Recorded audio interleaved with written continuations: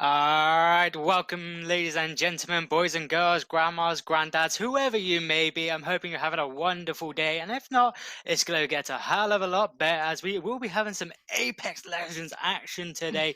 We have the Proving Grounds Finals powered by Boom TV. I am your play-by-play caster, Brilliant Frame, and joined with me today is the wonderful Zephyr. Say hello.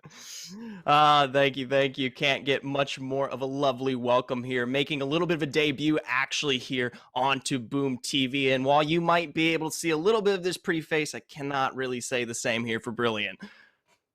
I mean, you could see my B curves, they're good, round, nice and curvy, could definitely give Kim Kardashian a run for her money with my B curves, Quarantine but, has not been nice, Flame, all right? All right, calm down. hey, I'm sorry, it's lockdown, quarantine. I've had a few, I know, but don't worry. Through the summer, I have to get that beach bod. Summer's coming around. I'm definitely going to have that beach bod very soon. You'll still probably see a very skinnier B. Hey, but either way, But we've got a yeah. great event here prepared for tonight. Proving Grounds coming through, major teams to play off of the bat. Yeah, and then we do have the event coming out. For today's event, we will be on World's Edge. So don't worry, you guys, guys and girls. We won't be playing Kings Canyon. I know your Twitter. I know you. I've seen your tweets. I've seen the Twitter polls, the Twitter trends. They had that you don't dislike Kings Canyon in the competitive scenes. So don't worry, we will be going into World's Edge. So we'll have 6 games played today: 3 in the New York servers, 3 in the London servers, and the score and the points, as you can see on your screen, will be how it's counted. So each kill will cost 1 point, and then from first down to last place will be in descending order. So you can have a quick look at towards these events. But it's going to be quite an interesting day today, Zeva. Absolutely. Major teams, like we've been saying, a massive prize pool to boot as well. 5,000 across the board. First place going to be taking home 2,500. Second, 1,500. Third, 1,000. I know you've got eyes, but I've just got to make sure because I know it's a struggle for me to read sometimes. But either way, like my friend Brilliant was saying here earlier, a lot of Apex coins, I assume. Yeah, a lot of Apex packs. We want to get those heirlooms, especially. I've already got my Bloodhound one. I've had that for quite a while, so I've been enjoying that. But you never know. These teams, they wouldn't mind another Bloodhound and melee weapon just to swing round, especially that new Bangalore one that came out during this event. Absolutely. And I mean, I'm not quite sure if that's what you want to be spending your money on, but hey, if it looks pretty and if it works, Brilliant Flame, that's what we got the guys on. That's it. That's exactly my motto. I have this logo. It's all about the looks, and it looks pretty. Well, you complimented it, so it works out well. But looking at the teams we have today, there's quite a good, big names here, especially like TSM, Navi, Major Pushes, and Cooler. And I kind of Major Pushes and Cooler. I don't know, but I feel like they have kind of a rivalry going on because if anyone saw the tournament we had on Saturday over at Alpha League's network, these two kind of battled out for that first place and ended up Cooler taking the win by 1 point. Yeah, 1 point. They was able to take that first place spot from Major Pushes. So I'm guessing Major Pushes are going to want some revenge for that day. Well, we'll have to wait and see how it'll shape out. For anyone that doesn't know, the Proving Grounds has been going on for quite an extended period here, polling teams on a weekly basis across the board, so making up 12 of those qualified teams. And then we, of course, like you already kind of are starting to touch on, have invited 6 major top-tier teams to also participate alongside the Apex Spark Series finals and the AVGL Collegiate League. Yeah, it definitely is. I mean, if you've been looking on Twitter, especially Luminosity, you would have expected them. But the Luminosity team actually disbanded, and now they've come in with their new team, their older team. And so this is going to be interesting. So they still got the same team. So it's still technically the Luminosity team. But I've got air quotes. I know you can't see it, but I've got air quotes up because this team, when I saw them, these are such a great team. Especially if you give Sanga that longbow or a long range weapon, you best watch out because he will be aiming for your head. Well, we'll have to just see. We are going to be stinging towards that gameplay here now as we get into the first game on 2 World's Edge. Yeah, World's Edge, I've really enjoyed this map so much. It's not my personal map. I am a King's Canyon, but that's because of starting off. I've always loved in King's Canyon. I definitely agree with everyone. Olympus is not the best. So World's Edge definitely is the middle ground for me, and it is a decent map to play on. So much vantage points and so many places to kind of maneuver yourself. So especially like loot-wise as well, as we're seeing now. For Team 20, the Gibraltar here, he's picked up the center. He's going to go for the either way, and shotguns have been used quite recently and have a high power. But now we're going in a fight here with 69. 6-9. Yeah, IQ looking to finally make something happen early here. Tycoon X taking a pretty aggressive stance there. Can't quite find it, but Slayer's looking worse for wear now on the front. Oh, Bloodhound on the side here, going to be going in, but it doesn't matter. Still finds the response. 69 IQ. Beautiful pull on the side there. Yeah, Vex for FPS, just didn't seem to win it out. 69 IQ Esports, they were just able to bring it out and finish it off. But speaking of the last member, Barcade JD, DIG, he's just managed to run away. Playing that Wraith, Wraith is still one of those characters, she's had quite a few changes being back and forth, but her kind of smaller hitbox, she's such a higher character here, and now she's able to run away, not looking the best on weapons, the Mozambique and an Alternator, still able to hold her fort, but now 2 members down, she's looking to have a hard fight here. So just being that snake in the grass is that's the only thing she can do if she wants to try get some placement points and get to the high enough on that leaderboard to kind of wait for the next round. Right, so we'll have to wait and see if that bullet dance ever comes to fruition and those banners are ever recovered. But either way, 303 here, taking a little bit aggressive stance over on the side, playing around the front of load here, and it's a lot of aggression that I like to see right out of the gates. Yeah, definitely do, especially around the tree area. Tree area, I love so much. You got so many places you can hide, so many places where you can push in, and 303, they know that, so they're covering every point of view. They can see the windows, the doors, even look trying to see who's on top. They're just trying to see who is around them, who is the potential to try and take them out. But they seem to be sitting pretty here, and they're just outside the edge of the zone, so they haven't got too far to run. So when that zone starts to push in, they can kind of start to get any stragglers who have gone from that long run, who decided, you know what, I'm going to be Forrest Gump for the day, and just continue running to that zone. So they can just start picking off some teams as they're trying to move into the zone. Either way here, moving our attention over to the train yard. Cooler in a really great high point advantage as they're looking on what I believe was Obey and one other squad here. So they've definitely pushed out for themselves, giving them a little bit of advantage. But Alliance here over on the side, taking a little bit of that firefight towards the Harvester. Yeah, great. R301, still still one of the best guns to date. I personally love this, and just look at this. Shoot, as soon as you get a sight sensor, you can just start raining down that fire, and you can deplete that armor when those bullets start hitting towards the team that Alliance are currently going up against in Harvester. Right, Hockey's putting a pretty frontal load here on the side, trying to push into this, but they don't quite have the end, but they're going to be able to take advantage of that replicator, get themselves some additional secure defense. Yeah, exactly. That's a good thing to have, especially with the character pick. They've got the Gibraltar, they've got Bloodhound, and they've got the Wraith, so they can kind of have the hold down the fort, but they can also kind of have the attacks, especially with now the gold armor going on with the Hackers, who is playing that Wraith. Having that on that Wraith, it allows you to kind of push up, kind of get the aggression you want, but with that Gibraltar, you can kind of be defensive. As now we do move it to G-Nask and not G-Snake, as I was calling him last time, as they are going in as Cooler. It's kind of fight in the train station. Good play on the triple, taking advantage of that high point that we discussed a little bit early. We saw the EMP come out pretty early from G-Snake, but he's taking advantage, playing off load there. That dome going to come down here any second now, put them in a great position to collapse on this team. Yeah, they're just looking to finish it off and put as much pressure on to try and revive that team member as possible, because if they get rid of that team member and they need to revive him, that pressure is on the rest of the teammates to try and get them back. But as now we do move over to Navi, they do manage to take a team, I believe that may Actually, I'm not too sure which team that was. I will check that very shortly. But there's one team down already. 3 points onto the kill board for themselves. That's going to be kind of a lead you want, especially going to late games where you aren't getting the kills and you aren't taking the risk because you want to get those placement points, especially in like the top 10s. Any kills you can get early on counts so much towards the last few games. Absolutely. And so putting that pressure on the board, going to start moving on the edge of the circle there. We'll have to wait and see where their collapse eventually does come in. Back to train yard, though, here. Brad taking a long shot on the side there. Pull that one through. Yeah, maybe aggressive on the cooler.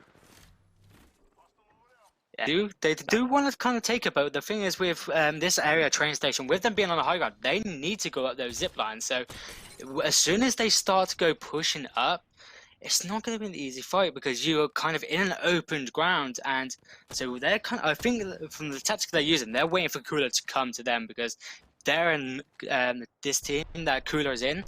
They're in the strongest position. So if you can kind of make it so you're in a stronger position over Cooler, that's how you're going to win this fight over train yard, which it does seem that they have done by going over to the carts on the other side of the compound. All right, we're going to be seeing a little bit of some pressure back and forth here. We'll have to wait and see who does it. You see those long shots coming through from GSnag coming off the side there. They're starting to set off some of those gas traps. And as I always say, if they've got what is the caustic, then it's such a hard push to even absurdly take.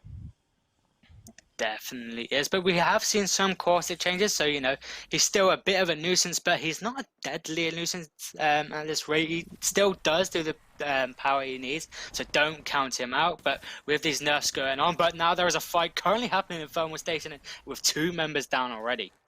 Yeah, Roger pulling through the portal there, going to recover the best he can. That Wraith being slippery like we are expecting on the side, but with them both being down, going to be the snake in the grass like we said earlier, but he's still taking some of those shots here on the high side. Yeah, definitely. Cooler, as we see, they are currently having a fight with Pride, but Alliance now, as we do move over, they are the team in Thermal Station. They now just picking up the pieces, what loot they can get, and looking at what we're seeing for the side of Hackers. Using that flatline, great weapon to use, especially if you are able to get that ammo receiver. But I'm looking at that P2020 and seeing what kind of structure he can do with it, or is that just there so he has the light ammo and ready for when he gets like an R99 or an R301 whilst looting some bodies. Now Navi back to that train yard that we keep approaching here, still holding the position onto Cooler over on the side there. We did see the bombardment come through, and ooh, they find the other car. It's a basically standoff on all 3 sides here on the upper end. Yeah, all we need now is another team just to go into the other compound. It's a four-way battle to see whose territory of train yard it will be. A train yard party. Let's see it. Meanwhile, Alliance still putting the moves. But yeah, on the side here, Hockey's went out 2-4 and actually found himself down completely. So now 2-1 there. Still waiting for that rate to see what might play off on the side. And they do have the high ground here for the side of Alliance. So they don't have to worry. So the team that's going against them, they have to try and get uphill. But just like IPN, he's going to take the risk and try to get Hackers. But with that Wraith portal there, they could just swing on by, but now he's in the zone. But as we do know, that zone doesn't take that much damage, especially around the first round. So, like, he's gonna make it out, and he's gonna be able to get his half by. So, and he's able to get his teammate back. So as soon as they get able to get it, put it back to the beacon and respawn him in, they're gonna be a full squad again. Right, played that pretty efficiently, managed to not go down meanwhile, and so they're going to be pulling in here. They are playing far out onto the edge, and they're going to be approaching south end of what may look to be sort of that train area, so we could possibly see an engagement come through from Alliance as they approach what was that Cooler Navi kind of standoff. Yeah, definitely will be, and especially when going on to the train yards, because they will have to go past Sorting Factory and then go onto the kind of train rails. They will have the high ground, and they kind of have the high ground, and they will have the longevity, so and kind of have the mystery, the silent but deadly technique, as we have seen that Alliance having a fight with just with squad that's currently in front of them and gatekeeping them to stop them from moving towards the zone where it will be kind of a train yard finish. So Cooler Navi and any other squads that are currently in training, they're going to be sitting here and just holding their ground and holding their fort to stop any teams from taking their territory. Yeah, we're going to see a massive collapse here pretty shortly. Everyone on the side here, from what we just saw over by Thermal Station, now running up through staging, going to be starting to approach this 303 here. All pretty far actually away, going to be on the eastern side towards Harvester. Looking to play around. They're taking quite a good brunt of force here. As Escape's going to have to throw out that dome, defend the best he can, but he's down either way. This didn't seem well, but he's still got his team members. So you've still got the Horizon, you've still got the Wraith, one of the two greater characters in this game. So they have the potential to bring it out, especially this 303 Academy team. But the team that's pushing up is going to put some pressure onto them. Yeah, absolutely. Stick's the only one left to play around this as the Storm is going to take that Gibby out. It's a bit of a shame on that one. We're going to have to wait and see how the Horizon may play out of that situation, but I don't think 303 is looking better on that deal. Yeah, underrated, clearly not being underrated there. Just taking out the 303 Esports Academy team. Just having that kind of that surprise attack, it threw them off. They tried to hold it down, tried to grab their footing, but they just didn't seem to find it there. So that was great play from underrated, coming up behind, especially from the area they came from, and just grabbing 3 more kills, 2 more kills, I believe, because I don't think the Horizon went down. So they've got some more points for themselves. So we do now move over to Alliance, who are slowly start making their way over to the train yard area. Eventually, they may find their way over. They did manage to pull out of that situation pretty effectively and get their member back on the board here, but it looks like they're not going to be taking too abrasive of a fight just yet. Meanwhile, before we even got the option to talk about T-Rex, pretty far out here on the western edge of the circle, playing on the very outlier, and they're in a perfect position to capitalize on some of these teams that have been holding this train yard area, but looking like they're spotting out someone else here. I think that may be a team, maybe Alliance. I was about to say, I'm getting the vibes. No, wow. It's not. I don't think it is. I think it's a different team because Alliance is kind of down below, like on the lower end of the south end of the zone. So this might be a different team that we may not have seen yet, or kind of glided through past. But one thing that Dipsies have noticed is that Wraith portal, so he's going to kind of scout it out and see, but he's taking every shot he can to apply some damage towards I think that's Navi in that car area. Yeah, we'll have to wait. Now Alliance pushing out of their position here, trying to get in a better spot for themselves in circle. They pulled out what is a great high ground to play around, a little defense to kind of work as they really huddle around this tiny bots. But sometimes that's all you really need to play through and through, watching that line for any possible movement. Yeah, you know that kind of have a team huddle, you know, like as you see in your American football, or as we call it, rugby. Hold on. I know I'm American, I know you're EU, but you don't need to pull some slander already into the cast. Save it for game 3, okay? Okay, I'll come at you real fast. Don't start dissing the EU now. We don't want to kind of have a World War III of EU versus America here. We don't need that this time. We know who'd win that.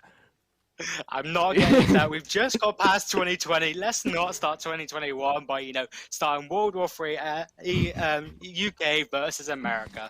Let's not. Let's wait until, you know, 2030, then we can start it. By the way, Alliance taking huge hits. Hockey's back out front once again, playing the aggression as he does. This time around, he manages to get out of the sorry position he found himself in. We didn't quite pick up on it, but 69 IQ, wiping a squad on the side there, so picking up another 3 for themselves, putting them in a great position for this first game. Yeah, that's definitely what it can be, especially in these early games. The more of a lead you can get and the more of a foundation you can set for yourself, the kind of easier it can be. It definitely won't be the easiest things, but you're kind of giving yourself that advantage in these later games. So when you say go down, like say you go down the first team, but you know you've had previous games where you've done like won the game, had such high kills, then you can kind of say, you know what, we'll come back and refresh ourselves and then go back into the next game and potentially do even better. So having these games early on, especially as I was speaking about earlier, those early kills, that can be the difference between the first place or the second place win. Absolutely. Like you said earlier tonight, it was the 1 point difference that separated Push and Cooler there on that last week. So it's literally as close as it could get. And just to confirm, on the top side, we do have Kick over on the left. That's who that was going to be. Alliance, not Alliance. My apologies. Alliance is currently right here. Yeah, Alliance, they've kind of tried to play it safe. They had the huddle, but now they're kind of going up against Navi, who haven't actually made their way outside the training yard. And I believe that was the fights they were going on earlier. I think it was underrated when they were there, and they were just staying there. But now they've moved, and they look at Hockey. Hockey, super aggressive on the front here. Going to be taking that portal back. Beautiful on the side. Gets a great chunk of damage to take down Max Strafe. Interested to see if they might push this one third. They're back through the portal. They're going to be taking to the front. Into the cart they go. They're trying to take him out. He's gone. That's one member down here for Navi as they continue that push, but they're already so far. Yeah, I believe they only had 2 members for the side of Navi, because one did go out and really go down. I believe maybe in that training yard fight. So Alliance, they're just pushing up. They want these kills. 2 kills for the side of Hackis. So they aren't letting anything slip away. But looks like Navi may have just escaped with the skin of their teeth. But now he has to hold down the fort to stay in zone. But now we have a fight here with Alliance. They aren't going to take they ain't going to take a breath anytime soon. Absolutely not. Right on the edge there, taking fight after fight here. No one's quite on top of them just yet. We're getting a bit of that scan on the lower end, playing around what looks to be the Rock right next to Bear Package. Hackis, beautiful play on the snipe constantly there. They're just laying in, but the side from Navi, the Storm continues to push in.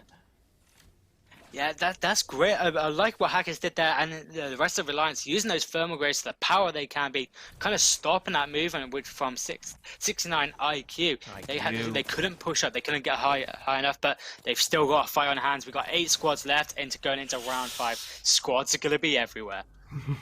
Slayers out on the front there, trying to see what's going to be on the north end for the future. Takes action, the opponent gets pulled back. Looking like Tycoon, though, in a very poor position for himself. Tried to play around that portal, the aggression that we usually see, and it didn't quite work out for him. So now Slayers and his friend there only going to be the 2 left alive. Alliance still on this card here, haven't quite pushed in just yet.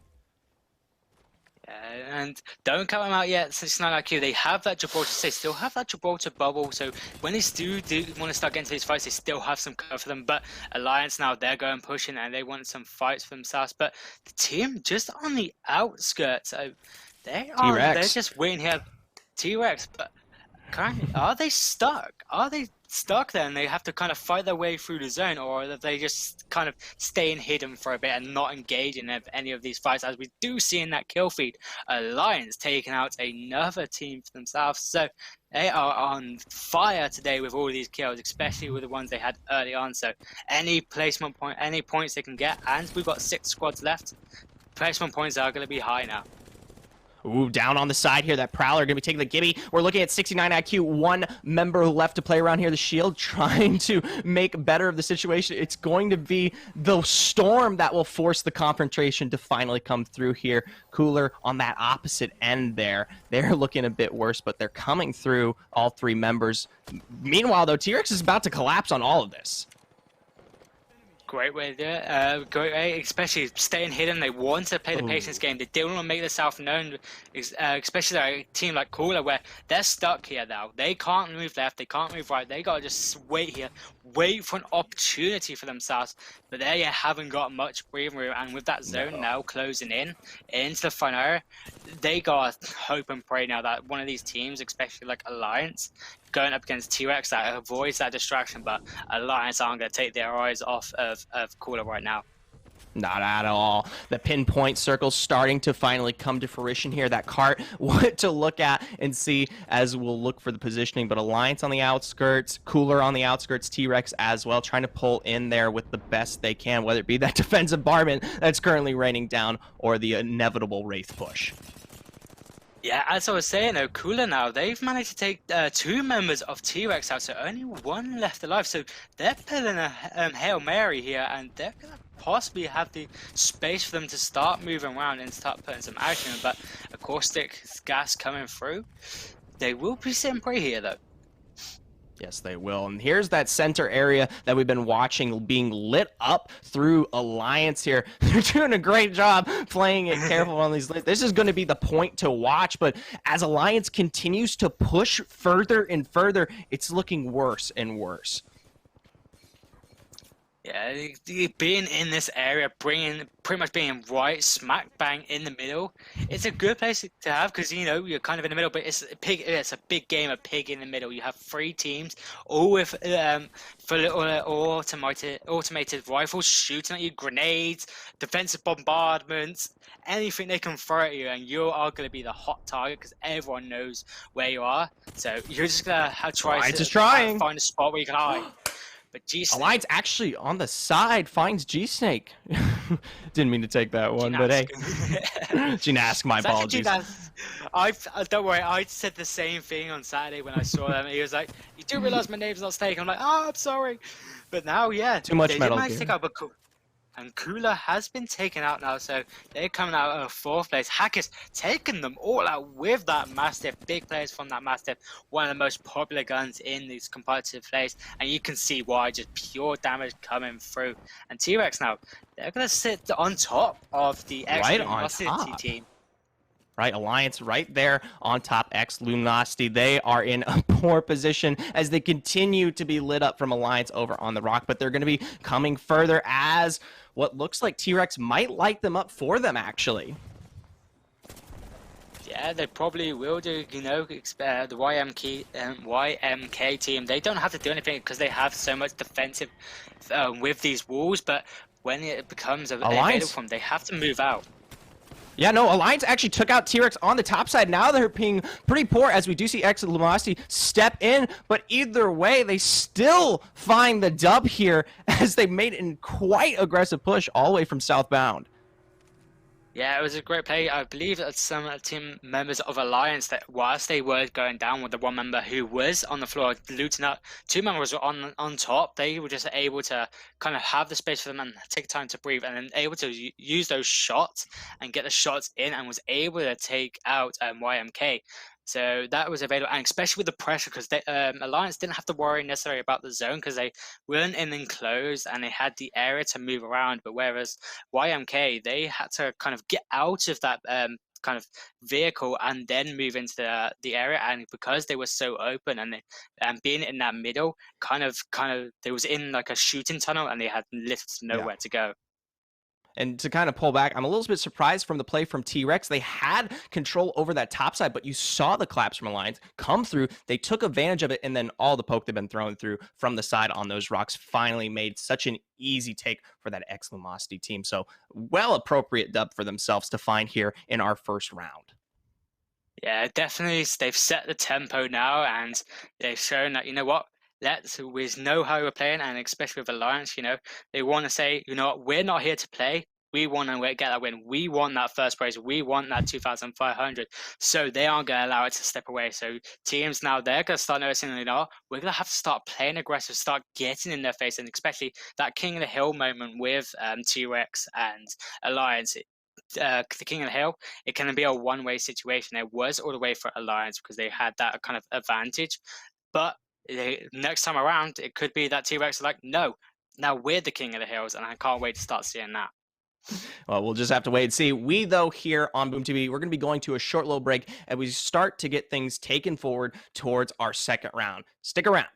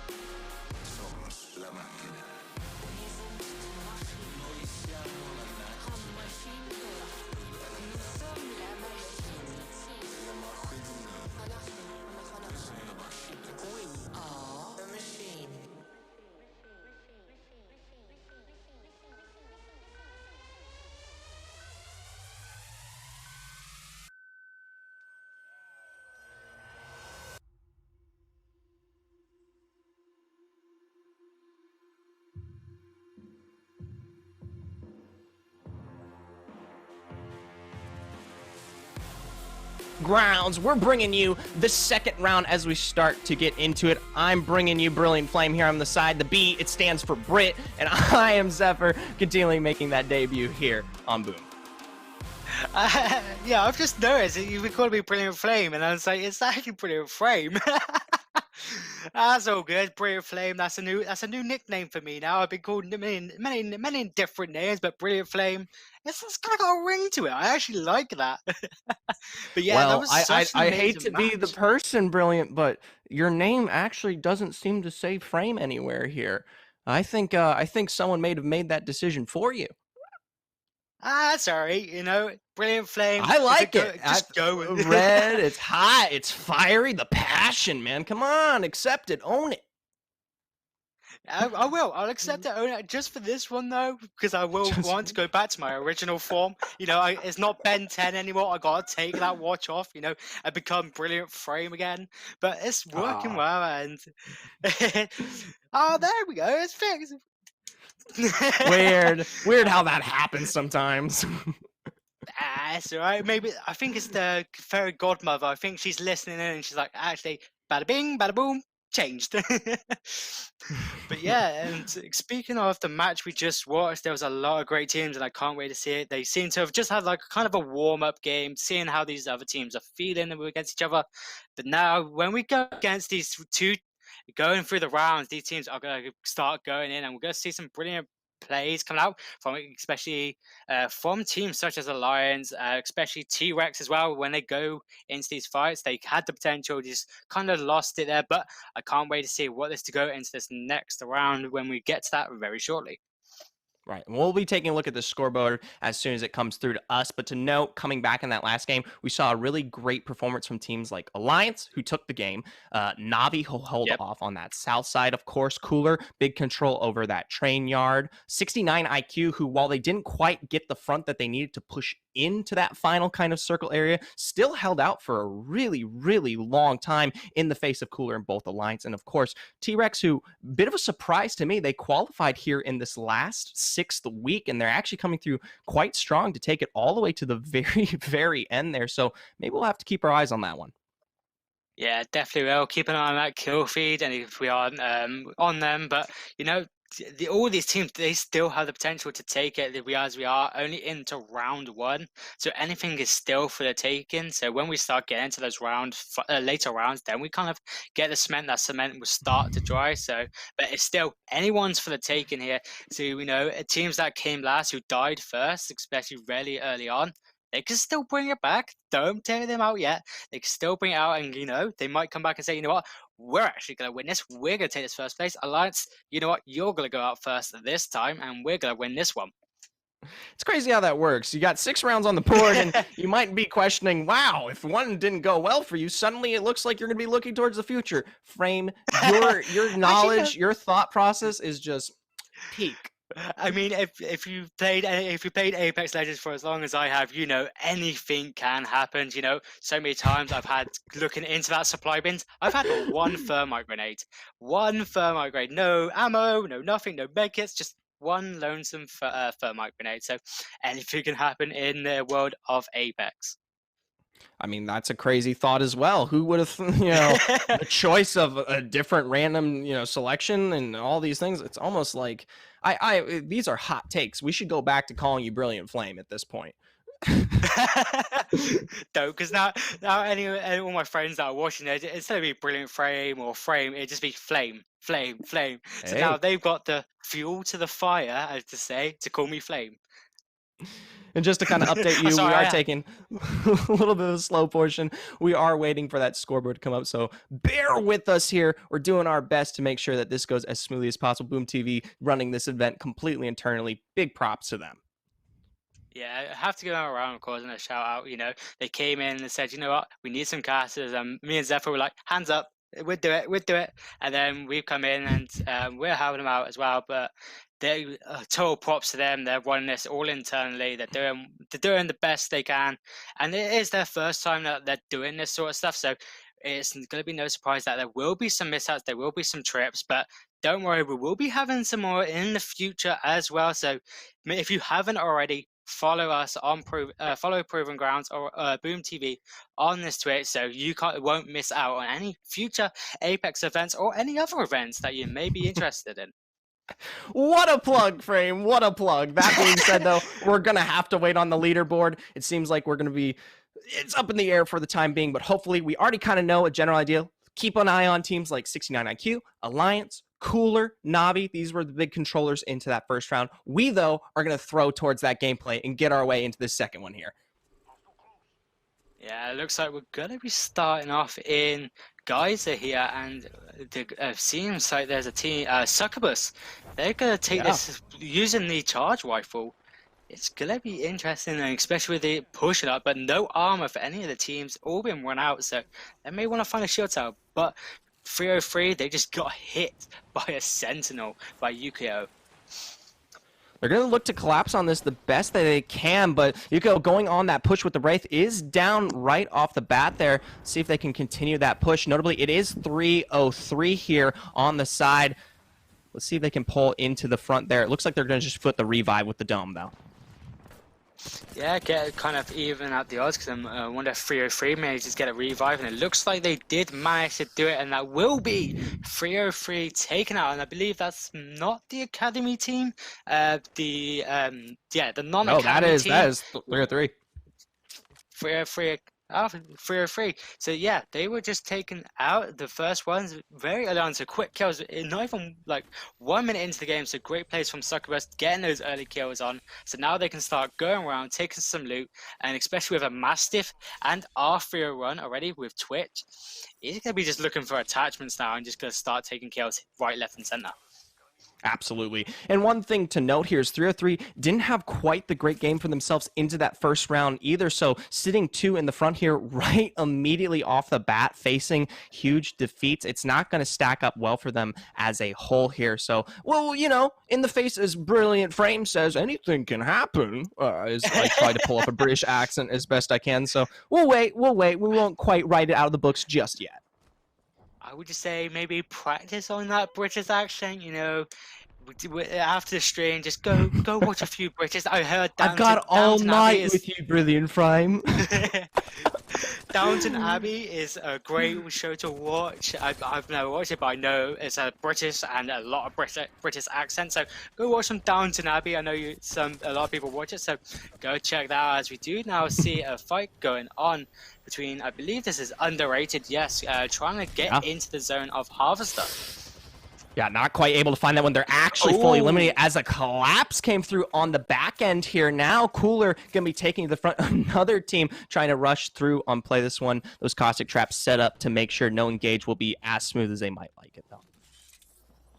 Yeah, and it's definitely unfortunate for them, but good kills from New Esports, holding their ground, not allowing them to come in and kind of take that territory, and especially now with Cooler and New Esports in the area of Harvester, there's definitely going to be some action between these, especially with the Wraith portals and stuff, but with also Gnask, with that drone, he's able to spot them out and say to his team, you know what?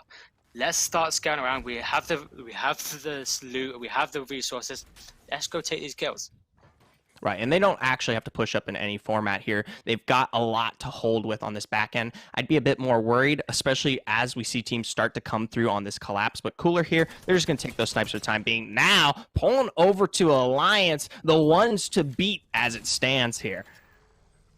And after the Hackers right there, as he drops down, he's able to get a shot. Isn't a down, but we got to take dubs when we can, and that was definitely a dub. Nice shot from the side of Hackers right there.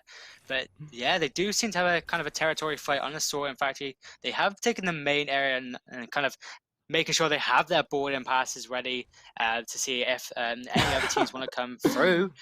And it seems like they have denied those passes to come through, but looks like might just move on forward. But I'm trying to see what Vasif is trying to do here. He's kind of waiting for his teams, which I know he's trying to scout, kind of relay that information to his team. So especially, as you said, they do see them now, and especially with this rotate coming through, they're going to try to take this for themselves.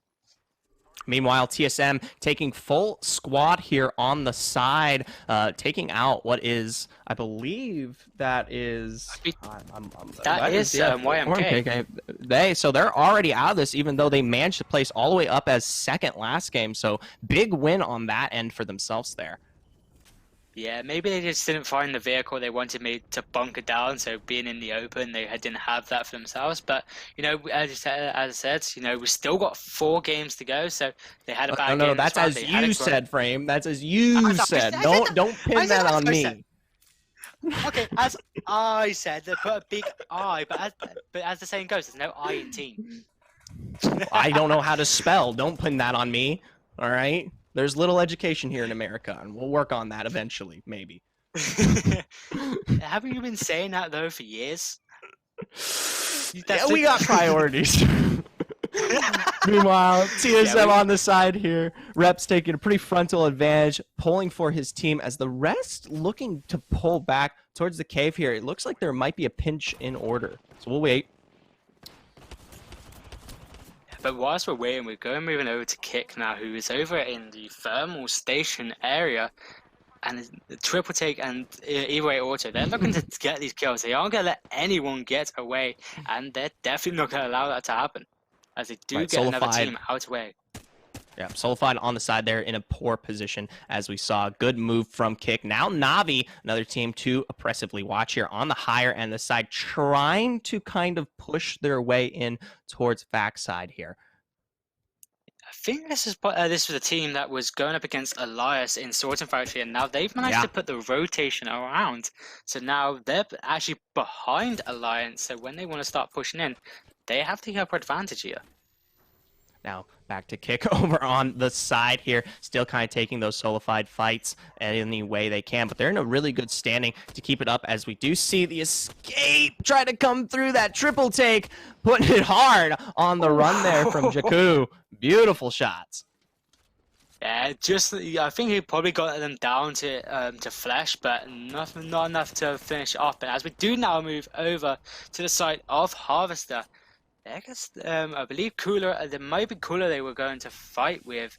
They're starting to see who can take this territory, but they aren't going to push too hard. They have this bunker down, they have the door closed, so they haven't got necessarily too much to worry about, because I believe Cooler, they aren't going to push up on this either, because this is the X place where Cooler was, so they're going to pick up those scraps.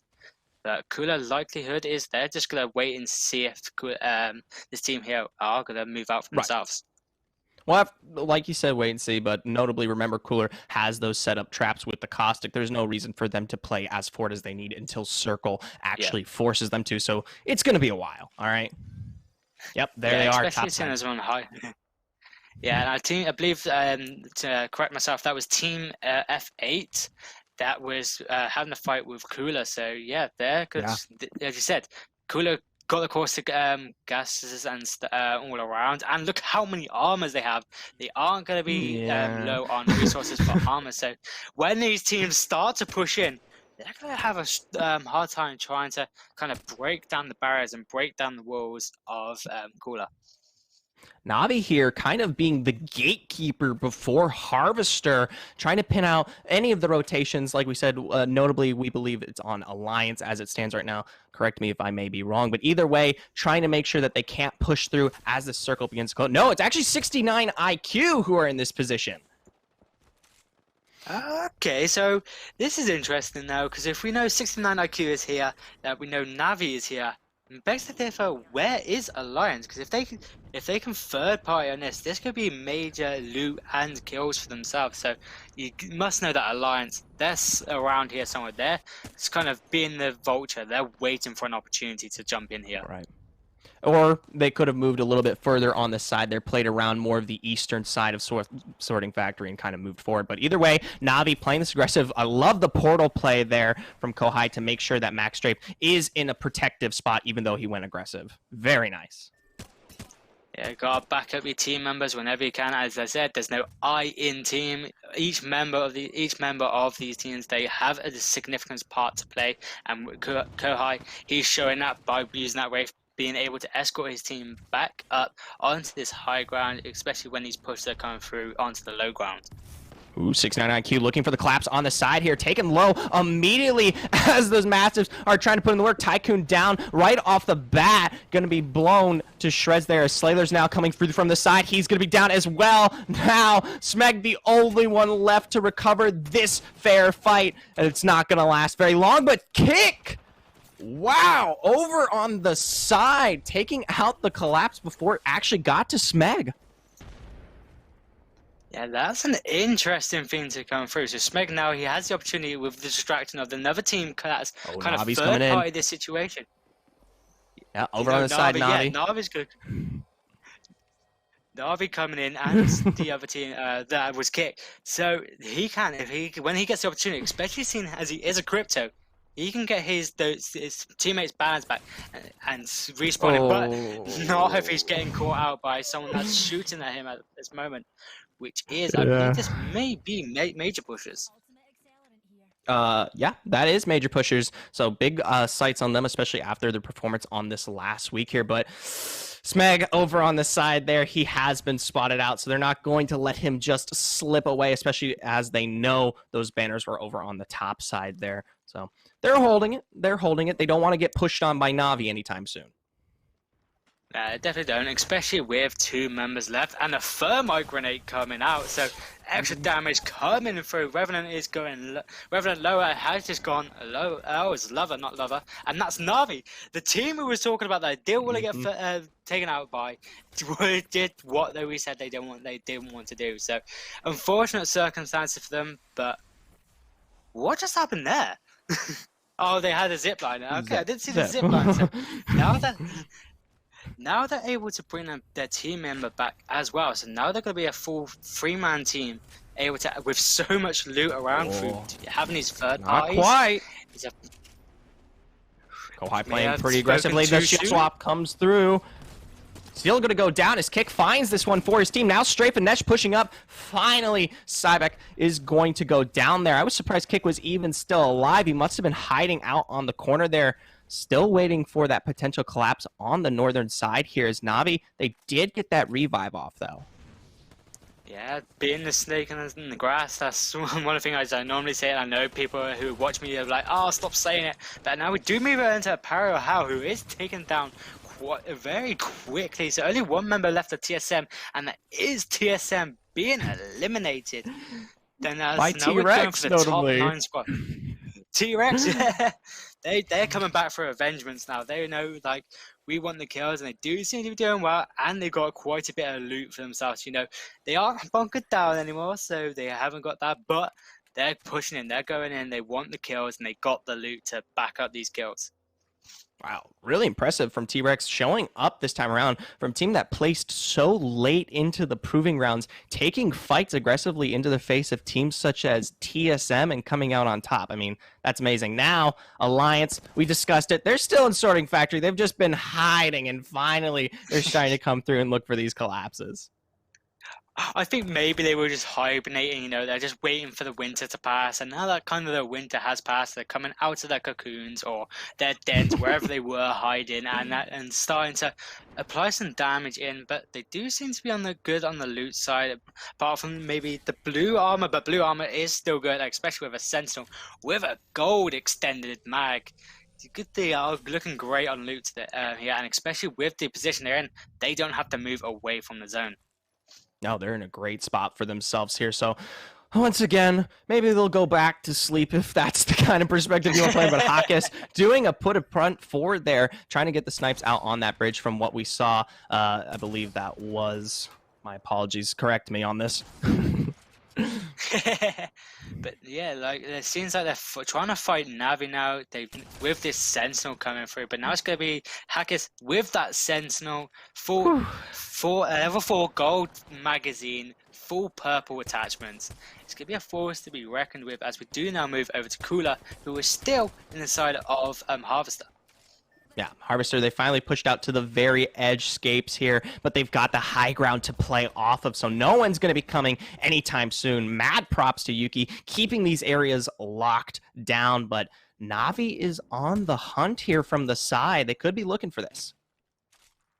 Yeah, they heard the commotion going through, like they heard the fights coming from Harvester, and especially seeing as the other two members, Kohai and Nesh, they're in the zone, but Maxstripe, he's getting out there, he's getting out of dodge. Someone was coming at him aggressive, and he's like, no, I don't want any of that. So now he's got to regroup back with his team, whilst Cooler, they're still on the edge, they're still in the area of Harvester, but they got nowhere to go. Teams left, right, and center, just I believe it was Safely that they was nearby, so they're still in this area. And also Navi, they've still got their sights on them, so as soon as they start to move, they're gonna have at least 2 teams watching them and trying to see where they're gonna go and shoot them down. Wow, look at that. They're prepped and ready to go on Cooler. And I'll tell you what, they've got to pray that someone comes and tries to third party on the side, because more than likely it's going to be pretty rough. You've already got Sir Dell making a pretty aggressive move there to get them set up for this collapse for Storm. Yeah, and I believe that, speaking of that third party, I believe that's happening because there was a defensive bombardment that came down, and for the side of Cooler, no one's playing the Gibraltar, so someone's definitely having a third party action with this. But with fights going on, I believe, oh yeah, now we are back over to the side of Cooler, and they are pushing up onto Safely, trying to get these kills out, and they may manage to finish it off. Now they're trying to push in there, but that dome providing the respect it desires, and the rest of Cooler blown upon in a second there. Jory doing a great job playing off that Mastiff on the side, and now Navi, they could be looking for this third party on the side collapse, playing off of Kohai's aggressive portal. Great plays from the side of Safely, showing the pure power of that Mastiff. You know, as soon as you start pushing it up towards it, you're just going to get a full frontal to the face. And equipped with that Gibraltar, many thermites, so much was going on here. It's like a minefield, and with a Mastiff just being able to shoot at you, it was great place on Jory, and was able to kind of keep Safely in the running and gain some more points for themselves. Absolutely. Now on the side here, Southside Alliance, T-Rex, Bridge, Navi, the rest to the north here. They're all playing in. They've got to start making moves away from the Sorting Factory area and start trying to contest this middle area. There's not a lot of defense to play around, especially though. It definitely isn't, but look at Navi right now. Look at their armors, look at their loot. We have Nesh, full golden armor. I believe he has the golden shield, the golden backpack, golden, and looking at him, he has the golden body armor and helmet. He's looted and booted, and the rest of the team are going to definitely be looted as well. It shows how this aggression and taking the fight, taking the loot where you can definitely pay off. It shows that here, and when they get the points for themselves and they get the opportunity, you know they're going to take every kill they can get, like they are doing right now with the fight currently going under the bridge and on top of the bridge. Well, they've got to be real careful here, Frame. I know they've got a great position to continue their pressure from the sides, but notably, Alliance and T-Rex are about to start moving in here. Yeah, you do have a good point, especially with Alliance. They have been playing it safe and steady, but now they're hungry. Now they're coming out of hibernation. They want to eat, and you know they're coming out, Watch especially with Succubus. Zephyr. Oh, on the side here, Succubus playing forward right into the hands of Alliance, and there those domes going to protect most of the bombardment that comes through on the side here. But Succubus with Yako still playing super, super far forward. Oh, he's going to go in for the finisher. Going to make sure the revive doesn't come through. Great way to play it, making sure they put the fear onto that team member for the side, and that will be Navi. The Carsicas has come back. I was saying Navi. Oh, look at them. They got the loot. They got the resources. 10 seconds later, they're eliminated. And now it seems like Succubus, they've got a fight on their hands. Alliance, the team that we were speaking about earlier, they've come out of hibernation and they're taking these kills that they wanted, and they are going to take them very, very well. I swear, if I have to hear you say something about hibernation, I'm going to fall asleep here, Frame, okay? Either way. I'm sorry. Like you said, Alliance did a You don't great know what job. I mean? Like, I might be a bear in real life. You don't know my face. Is that a good thing or a bad thing? I don't quite know. But Succubus over the side here, going right in the face. This Wraith trying to make the escape play over towards the bot side, but still chased out. Just barely skitters by. Barely Do the dance, do the dance! She got it. She got the seal barrier, and she's in very open areas, especially if teams like Alliance, who are currently sitting on top of her. As soon as she wants to start moving, she's got little to know where to go. So being the snake in the grass, I'm sorry with all of these animal references, but you know, if it works, don't break it, and if it ain't broke, don't try fix it. And it definitely is working here, and it is that Succubus. They don't need to make too much noise. They don't need to make too much. Just stay where they are, because especially she's pretty much in no man's land. As soon as people start to go walking around, there's little to no cover. So just hope and pray that especially with Alliance here, they just died. They just died. Oh. No Succubus anymore. But either way, coming through on the side, Alliance finally making the aggressive movement here onto the top of bridge. Perfecto, the only one left alive. He's doing a great job to push this one back out. But there on the top side into the rift, he goes down below trying to find the safety, but the chase ensues behind him. Mastiff to Mastiff doesn't work out. They still find that one for himself. Oh, now Jory. Yeah, I was about to say, where is the last member? But now he has just been spotted out. It's gonna be, I believe That's this it. is safely. They're gonna be able to take this. As I say that though, the caster's curse is coming back to me. Twitch XVS, he finds the 2v1! He takes it. He takes the Yeah, he win takes that he it. wants Takes out. Take dubs where we can. Great No, plays that's from absolutely safety insane. there, especially with the fights going on, especially with Alliance. And they stayed in their area, but they didn't make any risk. They didn't go out into the open and say, you know what, we want to take it. And it has to be a Jory there. I have to give Jory the play of that game there. You know, having that massive fending off against, I believe, Cooler, and it was able to keep that team into the run-in and then leading it to that dub. And so now they are the Apex champions for round 2. Great plays, and they definitely deserve to keep going on. And I can't wait to see what they do for next round, because especially with that Alliance, they could have taken that, but safety was like, no, we're gonna take it from you. And I'm pretty much speechless to what just happened there, but it's so great to see, and I can't wait to see the future games coming forward.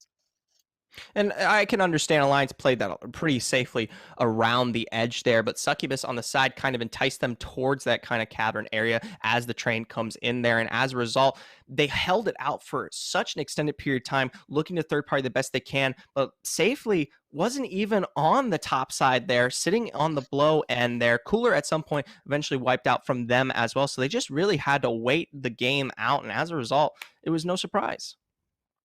Yeah, it was just like one of those plans. I can't remember the name of it. You just wait till the prey comes to you, and that's what Safely did. They just waited for Alliance to start pushing up, and they was able to finish it off.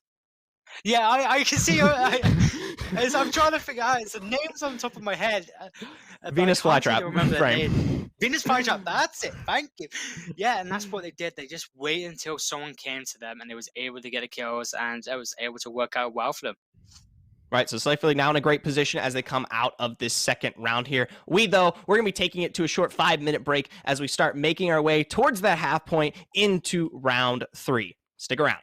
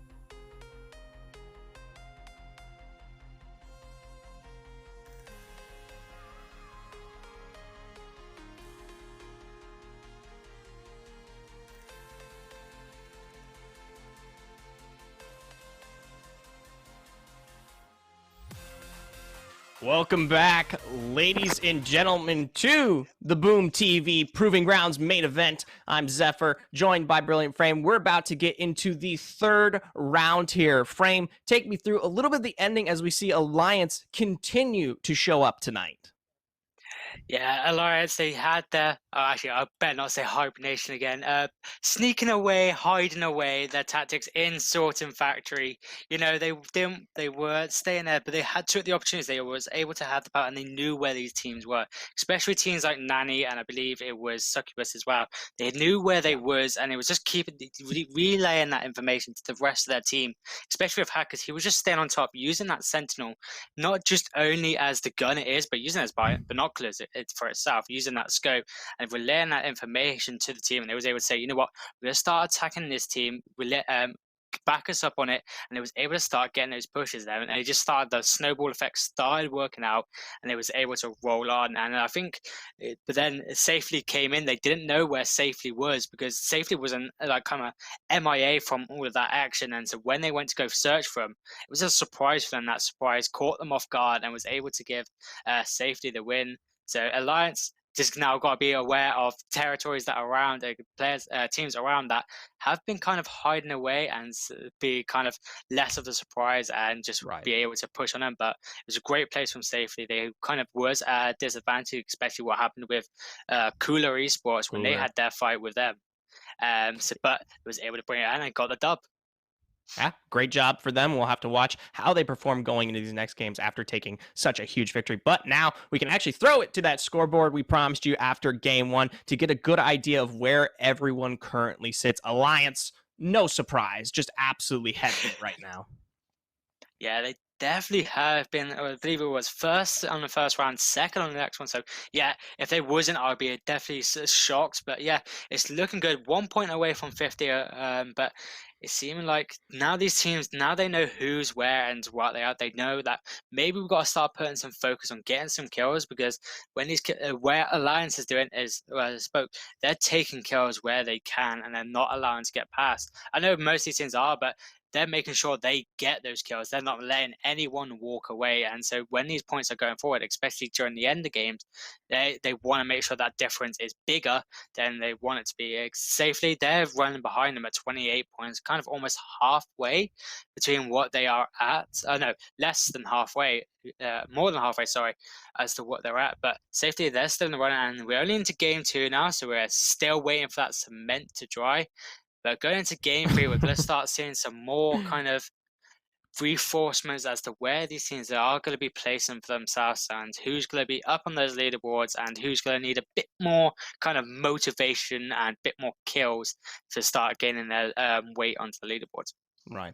And before we throw to the third game here, I just want to touch on Cooler and T-Rex. T-Rex most notably coming through, really surprisingly taking that second position or third into that first game, and then lasting as long as they did until they were taken out by Alliance. So definitely with the power pressure from them, and Cooler as well, even though they were taken out by Safely into the last one, still riding off some of those coattails positionings from that first second game. So also two teams to definitely watch out for. Of course, they definitely play towards the outskirts and try to work their way in and safely kind of wrap into those circles. So be keen on the eyes, especially if you're watching this. But we are going to be throwing to that third round, going to see where these teams end up. Yeah, and I think a good way to start off is I have a can here. I'm just gonna, if people who like to watch ASMR after this fight is going on, I'm gonna crack open a nice can so you can get that nice little sound, that nice little sound effect for the people at home, especially like cracking a cold one with the boys. You know, that good old meme that used to come through. But as we are going, you sound like an old man. I get that a lot quite recently, but I'm only 19. I'm not even in my 20s yet. I'm close, but not there just yet. But here you go. Well, that makes two of us, Frame. We're both kind of on the side there. And like you said, quite the satisfying sound, but it may drive some to insanity. Either way, playing towards tree here, big contestant over on the side. Yeah, moving into tree, they've seen, I believe, I'm not too sure which team this is that's currently running away, but they're gonna get pinned in, and they're just gonna be waiting for an opportunity of fall out. News but looking. It wouldn't be. Yeah, it definitely is. News looking around, they know where they are, and they're just looking at every point of movement to get out. And 303 escape, caught out by Post Killer. But now they're pushing in. They're gonna get this aggression. But could it be the downfall for them? Not quite. They still haven't quite picked that one up, but they finally find it over on the side as they're looking for that escape. Maybe they'll try to plant that revive, get it, but they don't want to give it up the contention of this door side here. Yeah, they're good. Yeah, so, and they did manage to finish off 303 there. So that's really one team gone and 3 points on very early on. That's a great way to, great 3 more points for themselves. And look at this loot now. They were able to got some great guns for them to settle. But now we do move over to major pushes, who's kind of seeming like a downfall right now. 2 members down already. 2 members almost down. But the Revenant Lover, not Lower, was able to move out and get that Phoenix kit ready for himself, but Cleve has been taken out to no Jabbar. But the respawn beacon, he did manage to pick up his banner, so now they're just going to start making a movement into Sorting Factory and start to bring their teammate back. So they got a full 3-man team back available for themselves. But as we do now move over to Cooler, who is currently situated themselves in between the Dome and Lava City. Right. Playing off the ends here. They're going to be forced back actually towards the Dome, looking for the run. They're not in the best position for themselves. They don't quite have them built up the way they want. And after having such an aggressive lead, putting them into third, they won't want to be put out this early. Meanwhile, TSM looking a little bit worse for wear here. Snip's going to be pulling out that portal for the, or my apology, the void jump for that escape to kind of run this one out after being sniped through there. Hal doing a great job putting the pressure down so they don't quite get the push, though. I love that.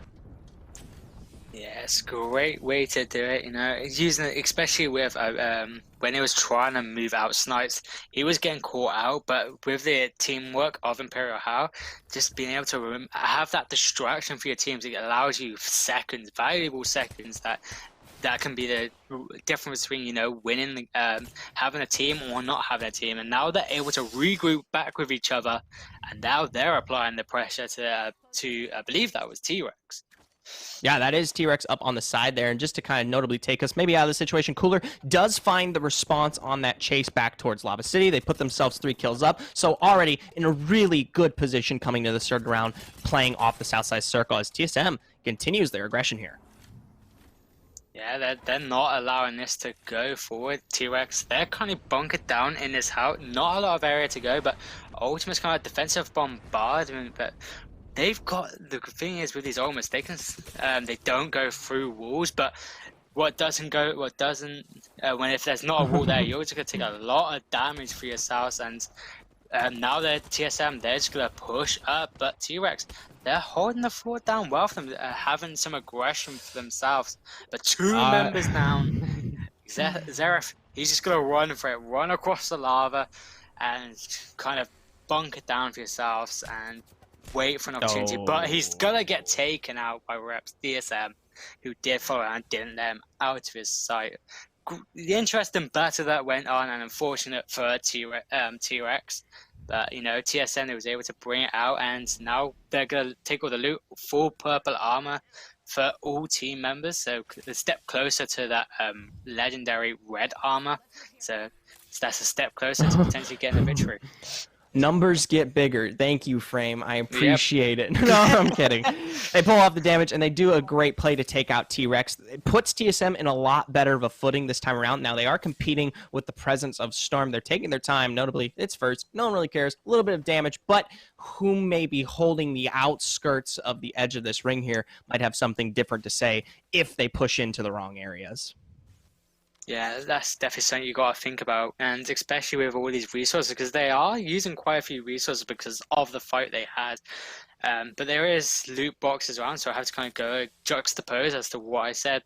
But there may be resources they don't necessarily want to use, especially as you said, if there's a team waiting outside by the zone for him and playing the end game zone, that's going to be a difficult battle to go through, especially with the zone being behind you and the team shooting in front of you. My gosh, TSM, they make me feel like they're trekking through Mordor. The hobbits just making their way towards the peak, competing the best that they can. But either way, taking them, we'll maybe check on them a little bit later, see how the zone fares for them. I'm sure they'll do just fine. Alliance here over the side. Notably, they did manage to pick up a few kills earlier into this round onto Na'Vi of all teams. So good spot to find themselves in as they continue to front a really oppressive lead here tonight. Yeah, they aren't. They still have that foot on the gas pedal. They aren't letting it go, and it seems to be Sorting Factory. This is where they call home. They landed there last time. I'm not too sure where they landed, but if they probably landed at Sorting Factory again, because look at what they get. They got all this purple armor, all this loot. So now you can see why they are getting the kills where they needed. But a charge rifle coming from Obey, who has noticed over in Sorting Factory. That's going to be quite interesting. Not too much, especially for that long range. But now they have to be wary of Obey, who do know they're here. But now, TSM, they're still fighting the zone. Oh, this is what we discussed. They found themselves out on the edge here. Now they're competing to get their way in. You already see Reps is down. A poor position to find themselves in. Honestly, they've got a minute to make something happen. There's a push coming through from the side here. Gibraltar, he's going to be coming forward there, tries to play it out with the EVA, but he's down as well now. Sniped down, the only one left alive. The Wraith trying to pull it back on the edge, but it doesn't matter. Still going to find the defeat on the side there. This is what we called out earlier, and this is what came forward. Yeah, as I said, you know, it's just that you're fighting two battles. You're fighting one battle against a team that's fighting in front of you, which in this case was YMK, and then you've got another fight with the zone that's constantly applying damage. And when you're in one of those situations, you can only fight against one of them at a time. And unfortunately, that it became that they called a truce. YMK and the zone was like, you know what, we're just gonna have a temporary truce, and was like, let's take out TSM, and that's what they managed to do. So great plays from YMK there, just using the potential, or using the zone to their advantage. Yeah, absolutely. Now Kick over on the side here, playing on the bottom end of this one, trying to find their way towards the top, see if they can get on the roof scale. But they're just going to be positioning out, maybe find their way on an alternative building, try to find maybe a bit of a snipe towards Lava City. We do know Alliance was towards the south side here when we saw the aggression plays. They ran away into the dome, so could be a potential pinch here. Yeah, it's gonna be interesting, but as you said, like they're trying to get this high ground, but as they know there's a team around, but moving across, so it's 69 IQ that's currently taking the penthouse of Lava City, but now they're having this fight, which I believe may, with the team that we spoke about earlier, now they have this, it allows Kick to have the opportunity to third party on this, which they potentially could take over. Absolutely. 69, though, they do put a good front for themselves on the top end of Lava City. Notably, they're going to have to worry potentially now with that rotation towards Dome, but I'm not quite sure if they know Alliance is also in that area. You see those scans coming out, but it hasn't quite answered the official question just yet. Either way, they've got a great positioning for themselves on the front top side here. They should be just fine as long as the circle plays to their whims as it is currently. Yeah, you've always got to have that benefit, and you've got to love that when that zone just playing nice of you, because most of the time in Apex, it never plays nice for you. And yeah, definitely, they can just start sitting up here, start scouting out and remembering where these teams are, as like what Alliance did. They didn't necessarily have too aggressive plays, but being on this high ground, seeing which each team is coming from, where they're going to be shot from, and using that information to kind of make predictions for themselves and say, you know what, we got, say, Alliance coming from Dome, so we got to be careful of them, but then we've also got Kick just underneath us. So when we start pushing out, you know, they know each variable that is in play in the game. Absolutely. Now over on the side here, Cuss Sorting Factory, they're going to have to push in eventually. They do spot out on towards south to the alternative building over on the side here, and they're going to be waiting to see if they maybe play out onto the roof here as they start to approach that western end. It'd be a great pick for them. Yeah, here it is. Yeah, over on the top side. Big engage, and they don't quite find the knockdown, but still is down. Pulled out there. Now Lolo looking for that escape. Gonna have to be throwing down the bomb. There's that defensive bombardment, hopefully to deter the aggression further. Yeah, Cuss Lolo having that, having the backpack was able to bring up the team, but it's just not enough. YMK, they were able just to finish off, applying the damage, applying that pressure. It was good from Lolo. He was able to get that res, but it just wasn't enough. Not having the pressure to push back onto YMK wasn't enough, and allow YMK to reduce the space between them, and then just able to finish them off. Right, good play from them. All completely centralized on the side. Whoa! Oh, you can't see me, but apparently, I mean, actually, technically, they can't see you, so it's actually quite fitting on that one for you. Either way, 303 on the south side of Lava City. 69, once again, still above these guys. This is quite the honeycomb that we've got going on here, and all the bees are ready to just keep the work going. Notably, you still have teams like Alliance over on the dome here who can completely play off this as time continues to go on, so...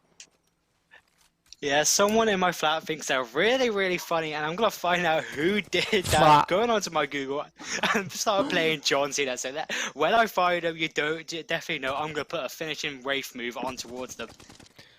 You're not that cool, all right? I want you to know this, Frame. There in no sense are you as cool as Wraith, and you never will be, all right? I take a real offense that I could be a Wraith if I want to be. You know, I could be a Wraith wannabe. It could be Wraith 0.5. Wraith 0.5. Stuck in the void, missing and gone, hopefully in a different dimension for the rest of time. Hopefully.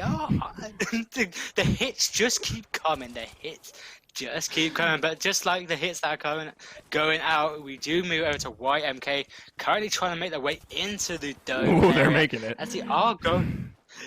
they're going to have a fight going up towards them, but with the loot they had earlier, they're going to potentially win this fight that coming up, but we'll find out soon who they're actually going up against. Oh, there's the Death Totem. Deep into the back line here. They're looking for something, but those caustic gas are deterring them from finding what they need to. Over on the side, though, they finally managed to pull it off. All three members. It's only Thrawn who goes down as the mark. They don't quite finish off everything that they need to off of that escape. And they're starting to get collapsed on from the side as they approach Dome. Yeah, and that was underrated. That did try to go to fight, but Song Alliance, they're coming back. Rog run. Yeah, Alliance over on the side. They made that rotation from Dome earlier. They're actually so much farther east. They're looking for blood as they made that rotation, and now Rug putting on the moves. No, not quite. It's the triple from Mercy over on the side. What a snipe to play around. Great plays from Southstead. They were just waiting around. They, especially, I believe it was Alliance Hackers. He had that Peacekeeper, so it was either a triple take or a Peacekeeper you went up against. And I know my odds. I'd rather go up against that triple take. And unfortunately for the side of for that side, they didn't manage to make it out. But it was the best of the worst that you could have went up against. That's 303. Now they're currently stuck in the same situation they went up against, but it's 69 IQ that they're currently fighting up against, and will be moving into the territory as where Rug did lose himself. Look at Rivadice on the side here with the Wraith doing the dance, and it finally comes to that. Whoa! It's going to be inside that bomb, pulling off. 69 IQ finally able to descend into this building. They've been holding the top side for so long. They made the play. They made the schmoves. 303 deleted here, but now they are in the face of the Dome, going to actually have to push into that eventually, as a circle will be pushing them further south here. And this is an open field to play with. They've got Tycoon on that Wraith, so we could potentially see good repositioning in their favor. But it's starting to stack up when you think of guys like Alliance and South State, who literally had every armor in the game for some reason, stacked in their favor over on the top. Either way, now Alliance over on the side here, looking to play deep in here to the Dome. You see a massive move from Hawkins. The Dome going to be throwing him back super duper far. Maybe they're just looking for information at this point, but they're still pushing the aggression onto the top here of Dome. Yeah, they aren't letting go. They aren't going to allow this to go on through, and it's a great play to have. They're taking the risk, especially with that Revenant in play. Using that Death Totem, you can just spawn back. You may lose a bit of armor here and there, but it's not enough to kill you. So it's a great risk and a great strategy to be played. And Alliance, they're going pure aggression now, but there is a third party coming on, so maybe this aggression may be not what they wanted, but they have the cover and they have the surroundings in their favor. So they will likely kind of have that in favor and will play it safe for now.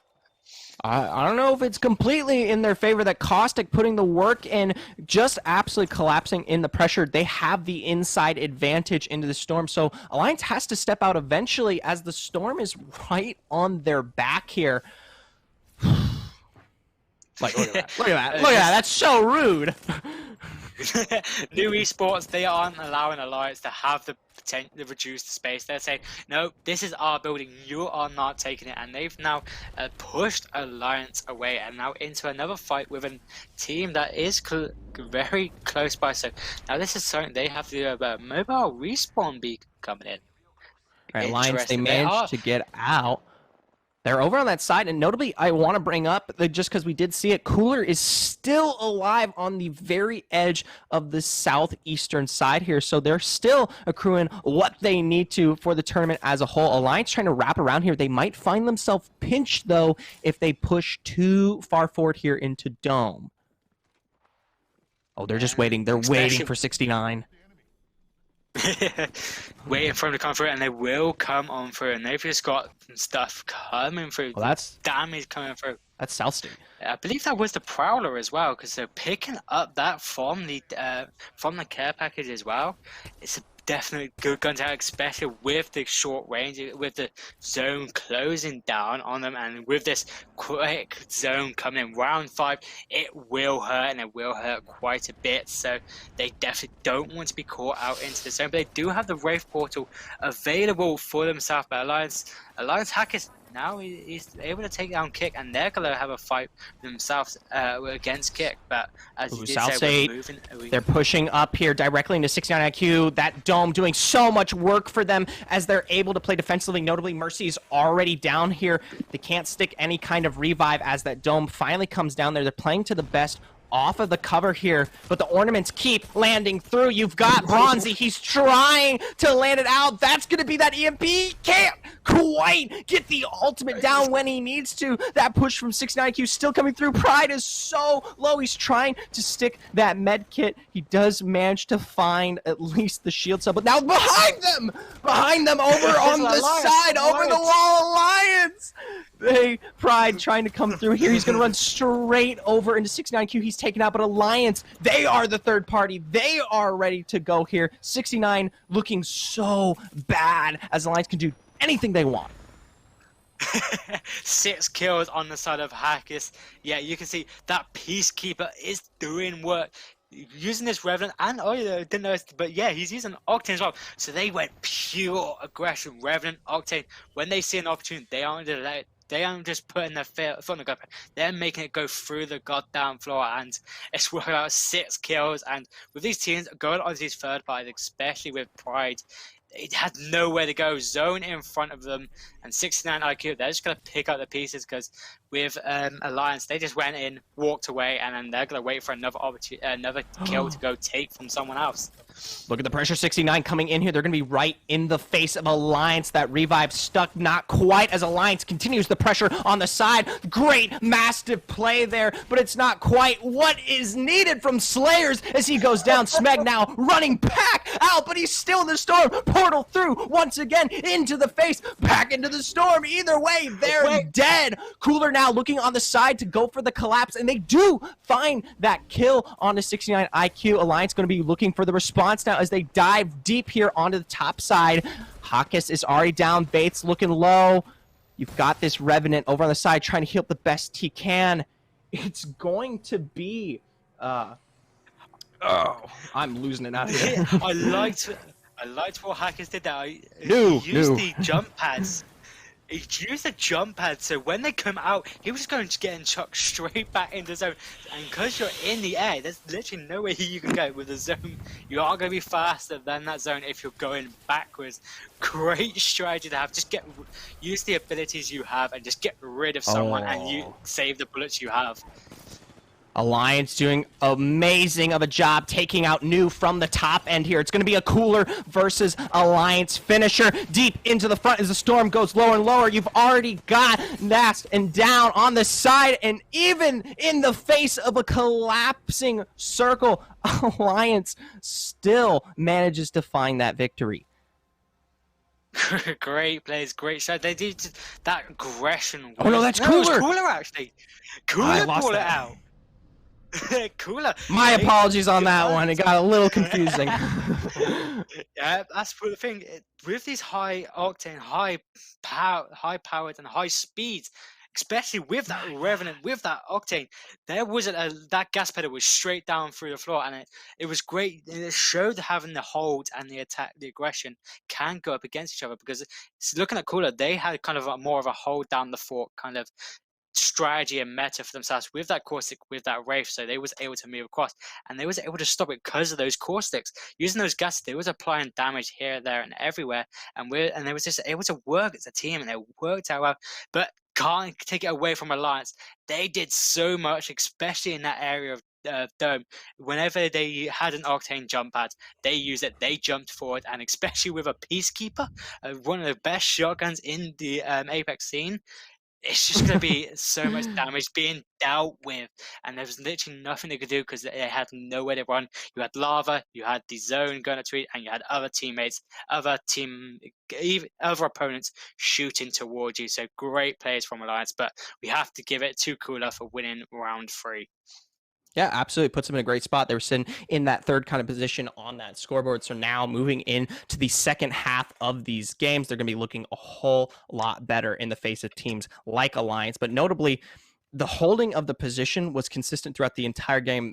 We saw what was South State in a really great spot to possibly look for collapses onto 69 IQ as they came up from Lava City, or possibly if they wanted to foot their way into Dome, but it was just too late for them. And notably, we saw them get absolutely run down there first by 69 IQ as they tried to push on the very edge of the Dome, and then Alliance flying in. And that was actually something that actually led to Alliance's demise, taking that level of aggression. And while they were able to kind of get themselves into a position top end of Dome, they still had to face the front of New. And then when Cooler finally came out, when they were really ready to go after holding for so long, it then stacked against them. But either way, that's where it stands right now. Alliance still in a great position. Cooler shooting up through these brackets here. We're going to be taking it to a short break as we start getting everything wrapped towards our fourth game here.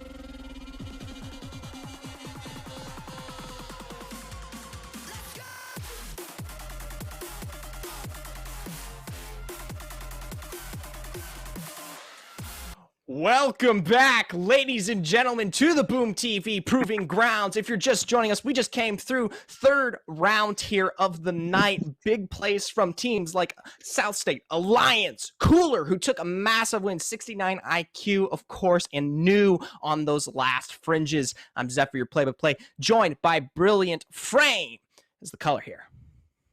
Yeah, it's high action now. We saw the plays that were coming through, especially from Alliance, going at pure aggression. They won't let anyone get out of their hands. But Cooler, they managed to put a stop to it, especially at the end. They just like, you know what? You may have a peacekeeper, but we have a core stick, so you can get the full front of that. And it was a great plays. And like, especially now, we're going into the final. We're past halftime now. We're going into the final stages. We are now moving over to the London server, so we have to change that up. So we're going to my home country, my hometown, London. We are going to go from there. So I got to praise it. Don't give me those looks. Don't give me those looks. London's my hometown. But yeah, so now we got to see those. But I'm not expecting anything different from these teams. No matter what they're on, they're going to go for these aggression, especially with Alliance, especially when they get these peacekeepers and when they get the resources. They're just going to go take whatever they can, and I'm liking that. And I'm hoping to see some more teams like take those big risks like Alliance did. So especially like teams like Succubus, major pushes, underrated. And if they were able to do something like that, they can start gaining up on that leaderboard, and they can start taking some points away from the other teams. Right, and speaking of that leaderboard, let's take a look at the current scoreboard as it stands here. Alliance, no surprise, looking so strong, but Cooler, stemming out of that third position that they managed to eat for themselves last time around, have started to impede on this territory here. The consistency tonight from them has definitely shown through. Yeah, it's looking great, and with that, with Cooler, they showed like they did this last time when I was casting their other tournaments. Like I said, when they get into these high pressure moments, they can settle the difference, and they're doing it again, shorting up the range. Because I believe it was the team that they were on 28 points, and now look at the difference now. So they still got quite a bit to go, but if they was able to have a match like this, they could be looking at taking the first spot away from Alliance. But I don't think Alliance is going to allow that, especially when we're going to be going into Game 4. Yep. Transition over here to the fourth game. This time around, we'll have to wait and see how everyone tries to stem that one out. Alliance specifically, they definitely like to play the fringes out, and they're looking to start things off, landing here south of Harvester, going straight for that kind of sorting factory area. Here to see who will be pinned out with them. Yeah, and look, it's a hot drop as well. So this loot, there's going to be some pretty pristine loot. There's going to be some high value items here. So they could be looking strong already by going here. Sentinel being picked up by IBN, a good gun in my opinion. But I think as soon as he gives that to Hackers, and him getting into his position again, it's going to be quite interesting. But we do now move over to Succubus, who kind of went over to guys that where they want to be, and they're going to start getting some loot, and especially with that charge rifle, we've seen what that can do in long range battles, as they are currently fighting another team that wants to take over their territory, which is 303. They've already found a really good spot for themselves, taking down what looks to be ASCII already. 303 is on top of Jory on the side, so it looks like we actually have a 3 kind of split here for themselves, and honestly, that was magic, man. I do not see where that guy went. I don't know, because I think there's we've got the 2 303 esports teams, because we have the 303 esports and then 303 esports academy. So I believe that one that was taken, the one we're looking at now, I believe that is 303 esports, or the one that was getting that was going up against Succubus, and then the one we saw in the kill feed, I believe, was 303 esports academy. So they've got a different fight going up against them. Yeah, 303 is just taking all the fights today, and either way, it looks like they are coming out on top across the board. We'll have to look and see where those splits end up, but either way, TSM this time around, they've learned their mistakes from this third round. They're not going to be wasting any time in the storm. They're going to be trying to get these earlier positions for themselves and not get wrapped out so early. You know, they still have plenty of time to work their way into tonight's event. Yeah, and they're over the area of where a good old Mirage Voyage used to be in the seasons, but now it's unfortunately moved over to Kings Canyon. But yeah, they do kind of start moving into the zone. They want to kind of have a thought of display as to where they want to be. Ooh, As we do now move over to 303. 303. Hard aggression Who is on the that? side here. Academy, they're taking the fight in what looks like to be Dome. Styx is already down here. They're putting through that doorway. 2 members down in response, so it's going to be that 2v1 in front of them. That Thermite coming out immediately, but Escape's looking low on the side. See how the Thermite pulls through as those teammates might be down because of it. I don't know. I think he's gonna kind of get away with this because Calphone is here to back him up Nah. as they do now take away. I was able to kill, and I believe that was underrated. That was taken out there. Yep, underrated now out of the game. Over here on the side, what looks to be Thermal Station. The collapse finally coming through. Cooler actually looking worse for wear. Taken out immediately. This is going to be a huge deficit for them here now tonight. I told you, mate. That was major pushes. They came back with revenge. They saw that they got that was the win and game 3. It was like, you know what, you're not having that now. We're gonna go take you out, and they got their revenge for what they happened to Saturday. So now having that deficit is gonna be an interesting change, and it's gonna increase the space between Alliance and Cooler. So great plays from major pushes there and getting the revenge they deserved from Saturday. And TSM over on the side here of that thermal station, they did see the fight go down, but they're not looking for any apparent push as of yet. They're still playing towards those outskirts. This time around, that is as far out as we might have saw, but still playing around. They're watching those rotations as major pushers does push towards the southern end here, a bit closer to some of those off-skirt boxes.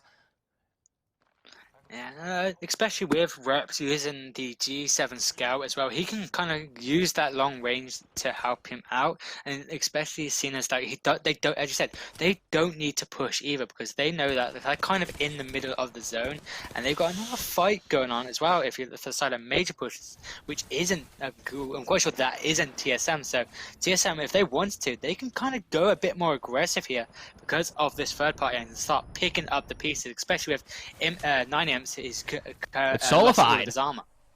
Solidified over on the side here. They're playing it pretty far forward, but they could be in the midst of a pinch. They're playing it a bit back. That front building towards the south, that's what houses Major Pusher, whereas these guys are a bit on the backside, and that's perfect ripe fruit for the taking when we look at TSM a bit more on that end for Thermal Station. So just waiting on the side, but Solidified still facing difficulties there. Yeah, it seems like Thermal Station seems to be a hotspot here as well. We do have YMK also in the vicinity of the area as well. Look at They're that. currently going up in a fight. 5 teams here. Anyone can come out winning this fight, and it's going to be see news on the side as well.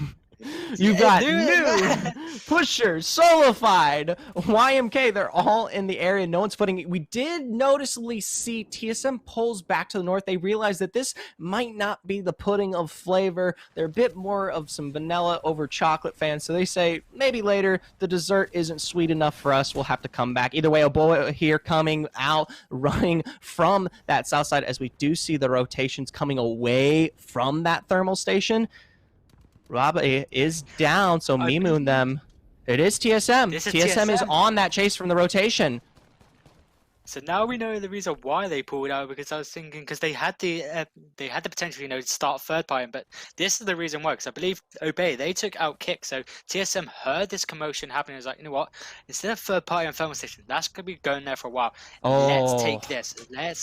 Let's go take this, and that's what they're gonna do. Get taken away, Obey, and that's 2 more kills for themselves. I believe Obey they want to go revive one of their teammates over here, taking a massive wipe. 69 IQ on the side here. They're down immediately. Kohai and Max Strife, the only 2 left through and through. They managed to pick out 69 IQ, pushing them out of the limits there.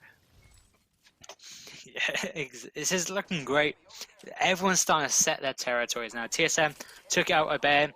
We still got the fight over at Haven and Thermal Station, but I got a feeling that's going to be a longevity battle because everyone's got their own little houses now. It's going to be like neighborhood wars at that point over in Thermal Station.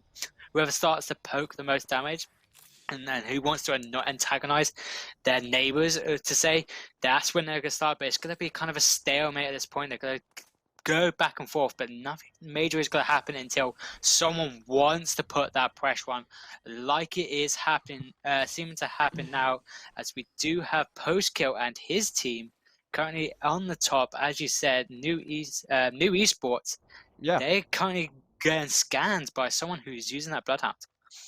Now, they're obviously, in my opinion, the best position that you could possibly be in right now. Eventually, they will have to push up towards the northern side, and they may run into teams like TSM and Navi have proven their spot there.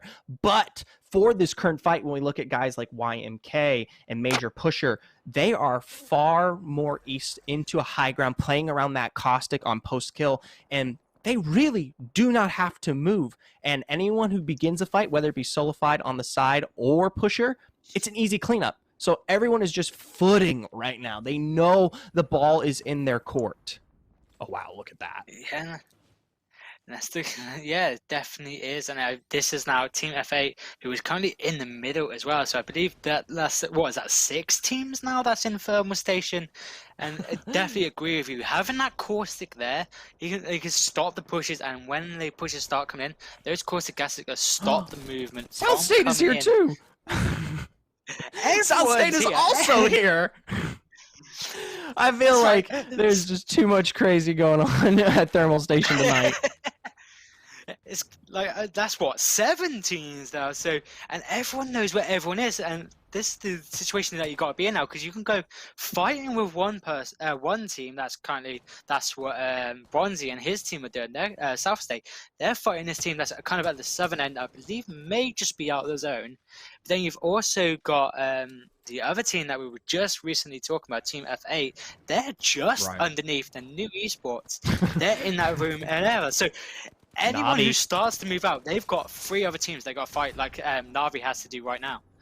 Yeah, Navi on the side here, making an escape, kind of pulling towards Tree on the edges here. We did see they've got to play around what is the bombardment as they pull back, but they're not quite in the face of anything just yet. So pulling back, we're back to Major Pusher here. They quite haven't pushed out where they need to. They're still so far south, and they would be the first to go. This might be Solified's end if they want to keep the aggression, but look how far. They just say, nah, man, we're pulling back to the rocks. We ain't got time for that. Ain't nobody got time for that, which they definitely don't, especially not Cuss. They've just been eliminated by Major Pushers now. They've got rid of that kind of pressure coming from the back, which I believe they were when they were fighting South State. So now they've just cleaned up House there. So that's one team out of that territory, but they now still have 6 other teams they have to do it, especially being out of that Southern State. They got to push upwards, and that's gonna be a hard task to do, especially with them knowing where Major Pushers are. Navi right in the middle of the midst of hell here on the side, looking pretty poor. They're able to protect for a little bit longer, but they're going to eventually have to make those pushes in. Either way, T-Rex making a visit back to these guys. They're on where TSM used to be, this northern side. Dippity's already taken out, so it's just Queern and Pfeiffer. Oh, Dippity's does get that revive off, so the 3 members still looking quite good. They're turned towards the side here. This could be TSM rotating back, I believe. I don't think that is. I believe that if I remember, now the name's going to come up. It is. It's TSM. It is TSM. Look at that. Okay, so what's TSM? I'm immaculate. You hear this brain? It keeps track of the map like a calculator. Because it was, because I'm quite sure it was another name. No, yeah, because it was, because that's who the person who was on top. That's who they're fighting. But there was another team on the third party that's kind of on the eastern side that's also applying this pressure. Right. That's how the Gibraltar was able to get up. Because when I realized, when I saw the kill feed, that wasn't a TSM. But yeah, it's Bronzy and his team. They were fighting him. Because it was Bronzy that was able to take out, so they would South State. So they were just third party.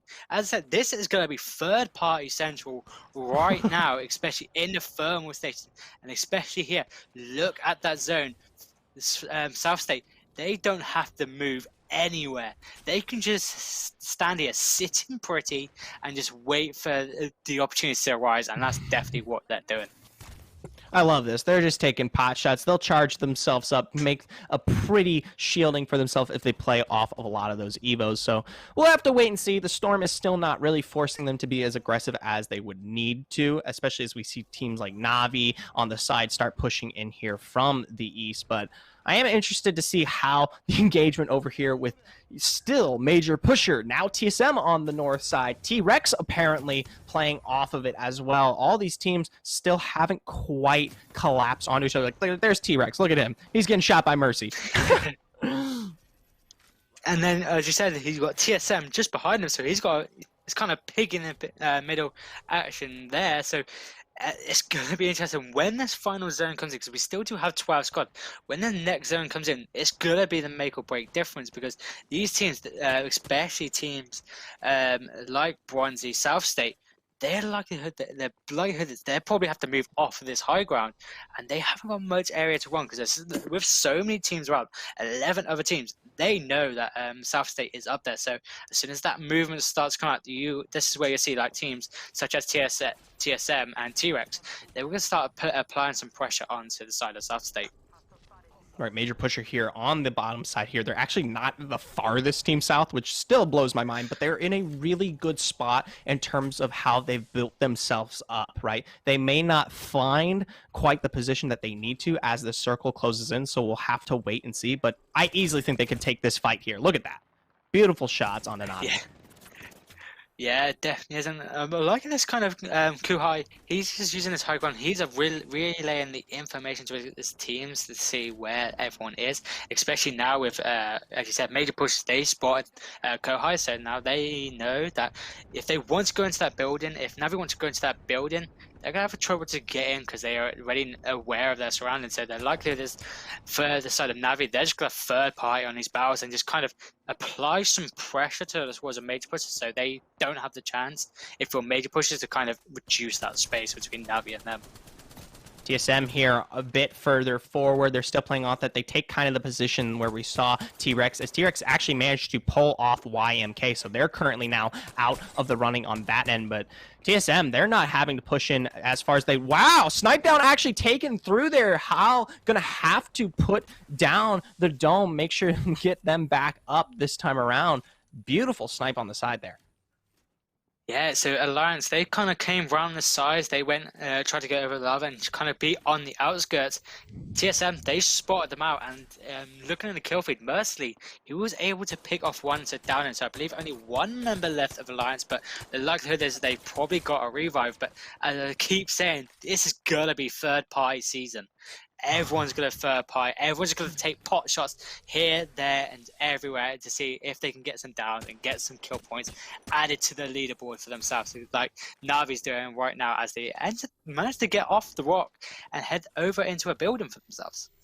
Right, they play a bit off of Kohai's push on the side with the Wraith into the bit eastern buildings in this little corner. You still have to worry about Major Pusher, though. They're just beside you, and while they're getting some decent snipes off into the face of guys like T-Rex, who currently hold the center, and also South State, who are on the tower there, we're still waiting to see if they're able to take this fight in front of them. Yeah, everyone's looking at this now. Na'Vi using the Anvil receiver on that flat line, just applying good damage, especially seeing as he is also running that Mastiff as well. So he's just going high power here, and especially with the kind of longer range with the flatline and with the fire rate as well, he can apply some decent damage to everyone, as there is still 12 squads left in this run. Not all, not a full man squads though. So some teams have been at the weekend, but this is where we're seeing. I'm guessing Alliance have, when they lost their 2 members, but I think they have been revived because we haven't seen them actually been killed yet. So I believe Alliance, they still in the running here. And there's a Kraber in play as well. Oh, we're going to have to wait and see who takes themselves down. Looking like it's Roger over on the side putting the work in. But either way, TSM, personally, in my opinion, in one of the best positions that you could be on this map. Na'Vi here back on the side. But either way, I'm interested to see who will make that push. We talked about it in game one. You've got your belly in the center there, and you might play there. But look at this.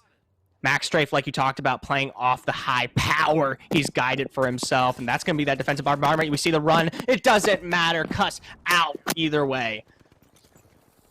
Yeah, Flatline, brilliant gun to use. But now, as we do move over to TSM, which will be so much is going on, so I'm going to let you take it away. With Alliance coming over on the side here. They're trying to find that aggression into TSM, and they do. Hawkus, mad props to him, actually finding a major wipe down for TSM. They made it far in this round, but Alliance is still on fire here coming through there. And now Navi on the side here. Wow, look at that Mastiff from Max Strafe to immediately rip through Cleve. Over on the side, the Dome not going to be saving Major Pusher. And Navi, after all of this time, finally take care of Pusher. Ooh. But don't count them out yet, because they still have one member left available. So look at how many damage, look how many people are joining in on these fights. As soon as a one game happens, they're not stopping around.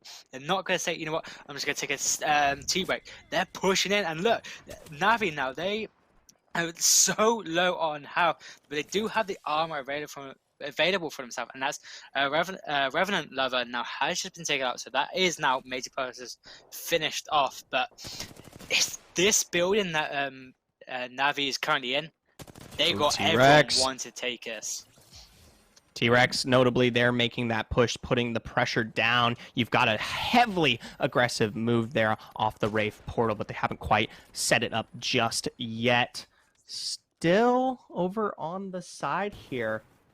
Nothing quite yet. The push, everyone's making a move to this final building. You see Roger launch forward. They're deep into the dome. They go. They're going to take it. 3 on the chase. There's not much they can do, but the Mastiffs hurt them more than the other Alliance. Still find kills in the face of a hard dive, and now T-Rex, they look to collapse. They say, not this time around. The revives are up. Vape, the only one still down. If there's a time to move, it's going to be now. There's going to be the black hole to start things off over on the side. T-Rex going for that dive as they know they're in such a bad spot. IPN already down as Dippities, Kurnin, and Zypher. Dippities is pulled through, but either way, finally, T-Rex showing up from the bottom 7th, now taking out the kings of the match.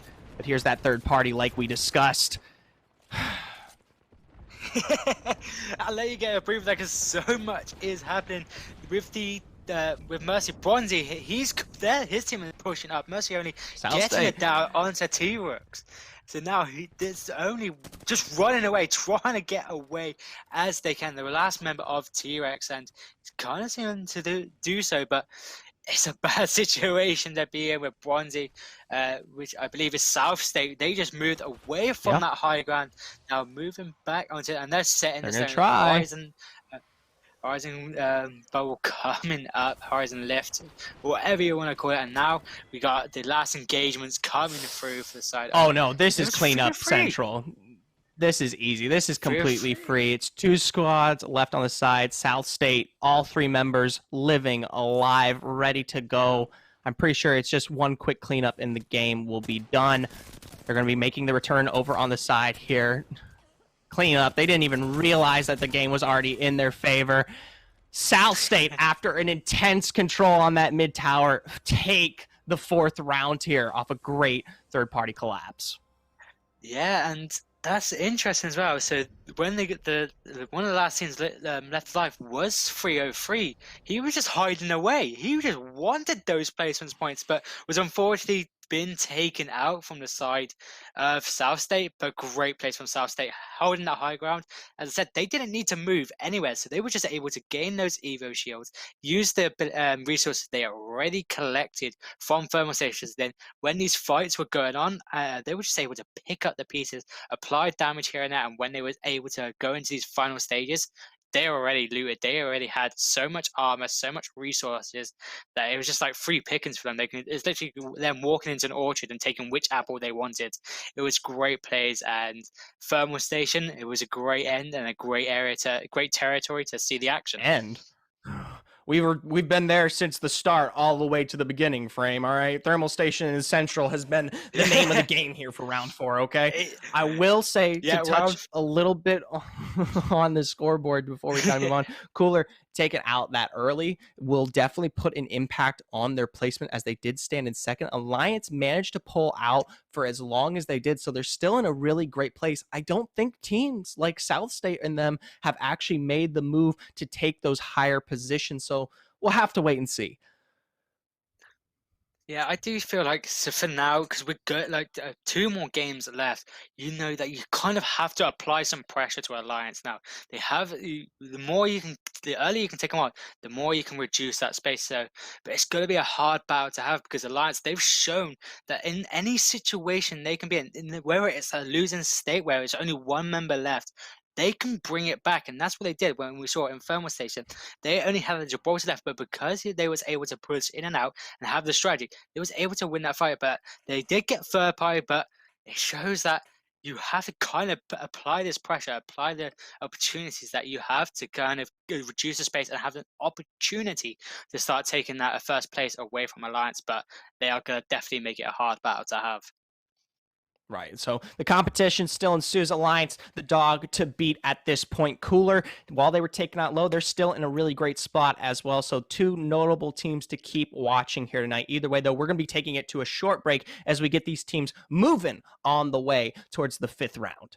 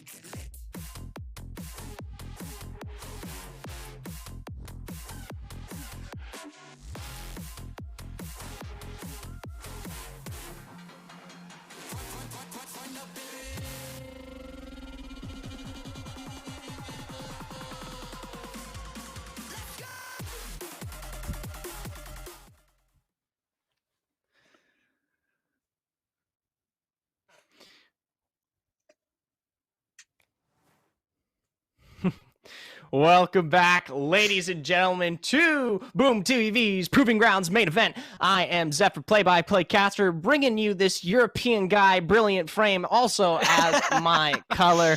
We're going to be getting into the 5th round here shortly of this tournament. Yeah, I have to be known as the European guy now. Okay, so we've got Flame, European guy. What else have you got in store for me? This is going to be an interesting one. Still got 2 more games to go, so we still got 2 more names to give me. But yeah, especially seeing that we're going to be looking at those leaderboards very shortly, and I'm interested to see what happens, especially with Cooler going down really early on. So they've probably gone down quite a bit down them. Actually, in saying that, with them coming up, Cooler has managed to stay their place, but look at that lead. Alliance has 91 points, whereas Cooler has 55. So Cooler has some catching up to do. But South State, from that play they had in previous game, they've now managed to make their way up into 3rd. And with T-Rex, also with the same amount of points, with 42 for both South State and T-Rex. So they're going to be fighting out to see who's going to be trying to take that 3rd and 3rd place. But please, Right. but don't forget about these teams as well, because you've got New Esports, YMK, Navi, and Safety. They can still be in the running. They just need to have some good, really good games, especially to get these kills, play what Alliance is doing, get these risky plays, get these aggression, and they could have the potential to get into those winning spots. Well, I wouldn't even say it's the aggression that leads for the success of Alliance, since honestly, these guys have been playing really well, outskirt of circle, taking fight simply after fight. You know, we saw a major fault in the last one where they went a little bit too far forward to kind of end what was the kind of pusher Navi contention point. And as a result, they were in probably the worst position I've seen them in all night long. And as a result, they were collapsed on, but they still managed to put themselves in a really good place to keep that point lead. And teams are starting to catch up to Cooler. So South State, T-Rex, New, all these guys can have all the time on the board to actually take that position over. Because trust me, 2nd and 3rd are still a pretty penny. Yeah, they definitely are, and this is what we're going to see when we go into the next into Game 5. This is going to start setting out the will be the final foundations to what we will see. And it's, as you said, it's definitely all still in the running for the 2nd, 3rd, and for the 2nd and 3rd place. Alliance, they're looking to kind of have a strong lead. They're likely going to be up the top throughout until the end of the game, but anything can happen. But likelihood is Alliance is going to be holding strong in that first game and the last game. Well, we're going to be looking, let's go back and actually take a look at the current format to see how those points actually are going to add up here. Notably, major double digits for anyone who places 1st, 2nd, 3rd. That's kind of the place you want to be, but we do see why teams like Alliance are still in the running as heavily as they are, right? Yeah, it definitely is, and going into the 4th and 5th place, I know the rest of the points he's still going into single digits, but that's when kills come in, because each kill does count to 1 point. So then when we want, so these points, they're all leading to these prize pool, the 5K prize pool. The first place team winning just over $2,000. Second, $2,500. Second place, there it is. Second place, $1,500, and 3rd place, $1,000. And as you said, as you quoted me, that's a lot of Apex coins. That if you wish to spend it on that, if you want to try get those Apex loot boxes and try and get those heirlooms for yourselves, but it's still going to be quite a good amount of money for all of these teams. I feel like the money at a certain point, Brilliant, it pulls back to the org itself, and then it's divvied. Yeah. And I don't know if the coins, I don't know if the transition direct, we pay in coins. That's what we're trying to get across here. These numbers, Exactly. they're all lies. The actual price pool is actually paid out in Apex coins. Live by Apex, die by Apex. That's how the way goes. Amen. Well, we'll have to wait and see, because these teams are going to be living and dying just as well, taking away towards that 5th game, getting into the very beginning here, starting to see some of those dives right off the bat. Yeah, Navi going over towards Overlook. This is one of their personal preferences to go. Great area to go into, especially with a Pathfinder as well, where you can have the loot, and then where he lands, he can use his cable grapple and go over to the beacon and go to see where the next zone will be. As we do see 303 and probably Succubus, who are going to be going into this fight for who will have the territory of Geyser. Right, 303, notably remember that these guys were taken out very early last game, but this game not quite going to be the same. They're already making a statement for themselves. This time around, guys are working out a lot better.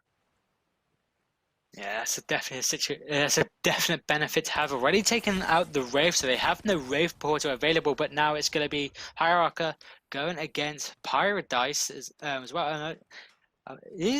I think also maybe 69 IQ maybe here as well. Right, 6-9 could be on the side. Don't forget that we do have double the 303 team, so that is Academy there. But either way, on the side, we do see the engagement pretty hard here from Hierarcha, trying to find the immediate kills on the front. But the dome play here from Gibby is smart. He goes for the escape, but it's not going to be enough. 303 already facing defeat in the same situation. That's really unfortunate for them. They had it seemed like they had the upper advantage taken out already. That Yukio, so having no Wraith, but the Gibraltar and the Crypto working together, pulling out and able to get it back. And now they're going to get a respawn in, so they're going to reap the rewards of the kills they got, and now they're going to start being able to push on. And by the looks of what they've already got, R99s, Hemlocks, they're going to be looking strong. And as I say, that Spitfire has actually been changed over from the Hemlock. That's an even better gun to have over the Hemlock. Definitely something to play around over here now, though. We take a look out towards the east, a little bit away from Geyser, finally making no reason to pull on the side. We do have Under. They are playing the same kind of replicator game. Doesn't seem like anyone's really forcing any kind of contention around the launch site area as far south as it is. So, you know what? They'll be in good standing. I'll put it out there. I feel like I've got some good feelings. Maybe not right now, but maybe later. Yeah, underrated. They definitely got one of the best spots to go to, because hardly anyone, like especially here, no one's really landed here, so they got no pressure. They can just get the loot they want, especially with Dazzo. He's just got that purple armor, being that Gibraltar extra armor for himself, so when it comes to these situations, he can be able to bring it back up his team, have the reinforcements, and especially going into these fights to be able to win the situation they want to be in, especially seeing as we now have major pushers Cooler fighting with Cooler to see who's major pusher who wants to have the dome area.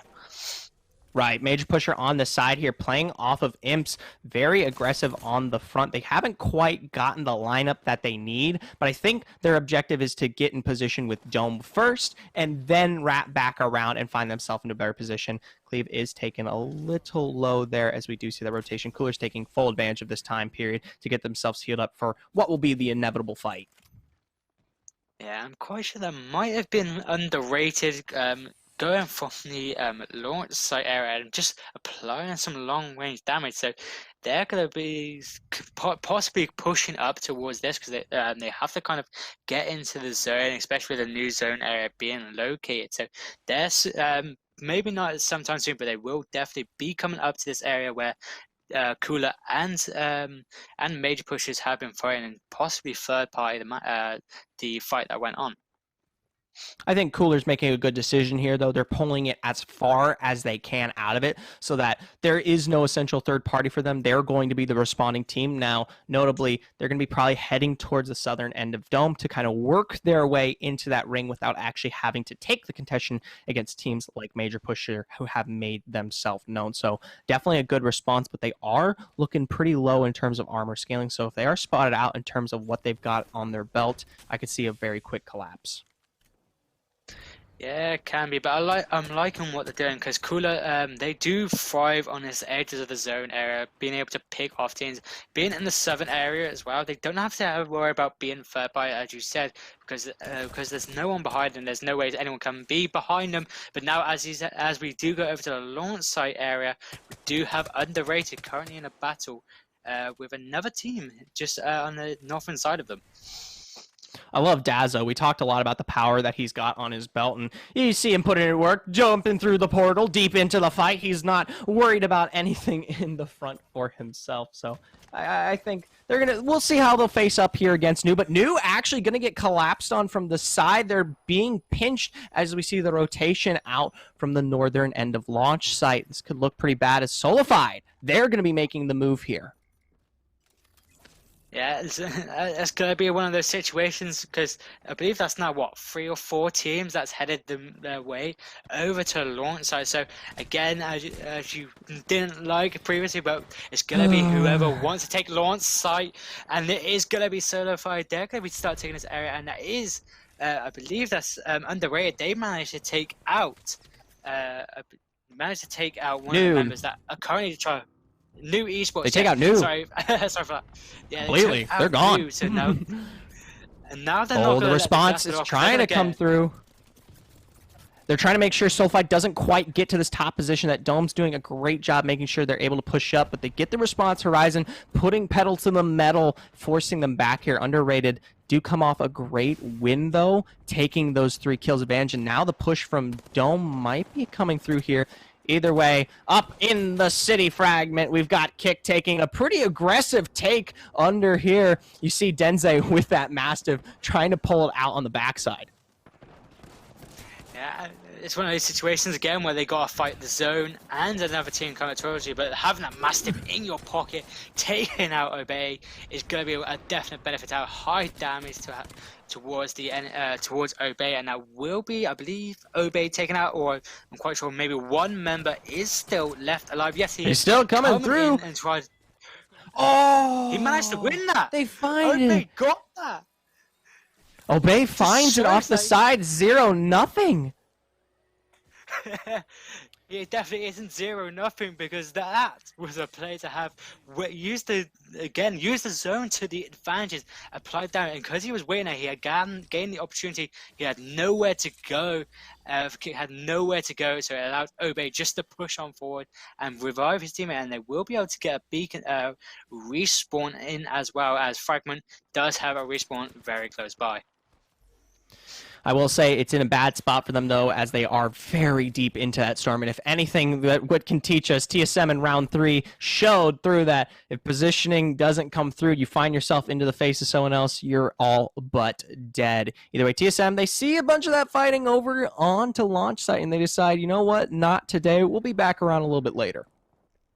I think they took you, probably heard that your feedback on, everyone going to thermal station. You're like, we're going to be nice to Zephyr this time. We're not going to try to take over this territory, and we're just going to go fight somewhere else because, have a bit more excitement for the casters. So it isn't just a launch site area. Right, because the last thing I need is excitement. Either way, Solified taking a pretty aggressive stance here as they do manage to finally get them up onto that second floor. Underrated, of course, being on the opposite end of things. They're just waiting to play this one out. TSM here, they're looking to play off the off-skirts here, pick up some kills for himself, watch for the rotations as anyone comes down from the north end of Harvester as well as the side there. So, well, maybe. Wait, but Na'Vi over on the side, they find themselves onto Cooler immediately. Max Strafe especially playing off that Mastiff deep on the edge of what is Dome. This was a team that was scurrying around earlier. Now TSM, they look for the aggression. You've got reps coming in over the side. There's the drop. The beautiful work from the Volt to pressure them further and further down, playing off that high ground. They're going to run these guys out further on from Tree. Yeah, push them away. They're going to actually chase them down. They are going to let them get away. They're going to try to push them out. And it is Kaiser University that's currently in the Tree situation, going up against TSM, and unfortunately is taken out. But yeah, again, having that pressure, having that high ground from TSM, it showed that having that is able to get them the win there. But there is another team around in the area. Yeah, they could be collapsed upon here. We do have the side of YMK. They could be looking to make a play. They know they're completely collapsed and stuck inside that building, and they've got the high in response, so it's just a waiting game at this point. Yeah, it is, and now that they're pushing up at TSM, they do kind of have the advantage here because they are kind of closer to the zones. They don't have to worry about it as much. They still have to worry Ooh. about it because that is, but now currently heading over to the dome, we have 69 IQ going in a battle against someone to see who's currently pushing it, Navi. and they have to kind of Navi, and they got to push away because the zone is crawling up behind them. Right, they're looking to kind of play out the aggression. Navi kind of smells this one coming. They're going to be running it further out towards launch site. So C9IQ actually in a very nice position. I think they've taken Dome's control completely for themselves. So they're just going to be waiting this one out, similar to what we saw from Cooler earlier. I believe that second round. And Tycoons, who does currently have that Kraber with a 99 shot straight to the body armor. 152! And that will be a down from Tycoons going to Revenant level at 100. Wow, Tycoon! Oh, and actually, no, the it's third fight as well, because Succubus is coming in for this as well with the P2020 for 9 imps. I don't know if a P2020 is going to do much work here in the face of some of the control from Tycoon. All right, this guy, perfect, lining up everything on the side there, getting rid of Pusher, as they did look to play south end of launch site.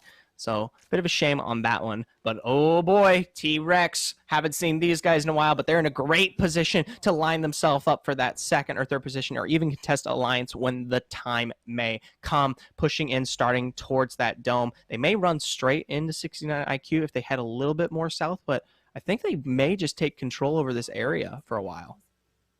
Yeah, you definitely know that they heard all the commotion free. coming across, and it's free real estate. It's free real estate.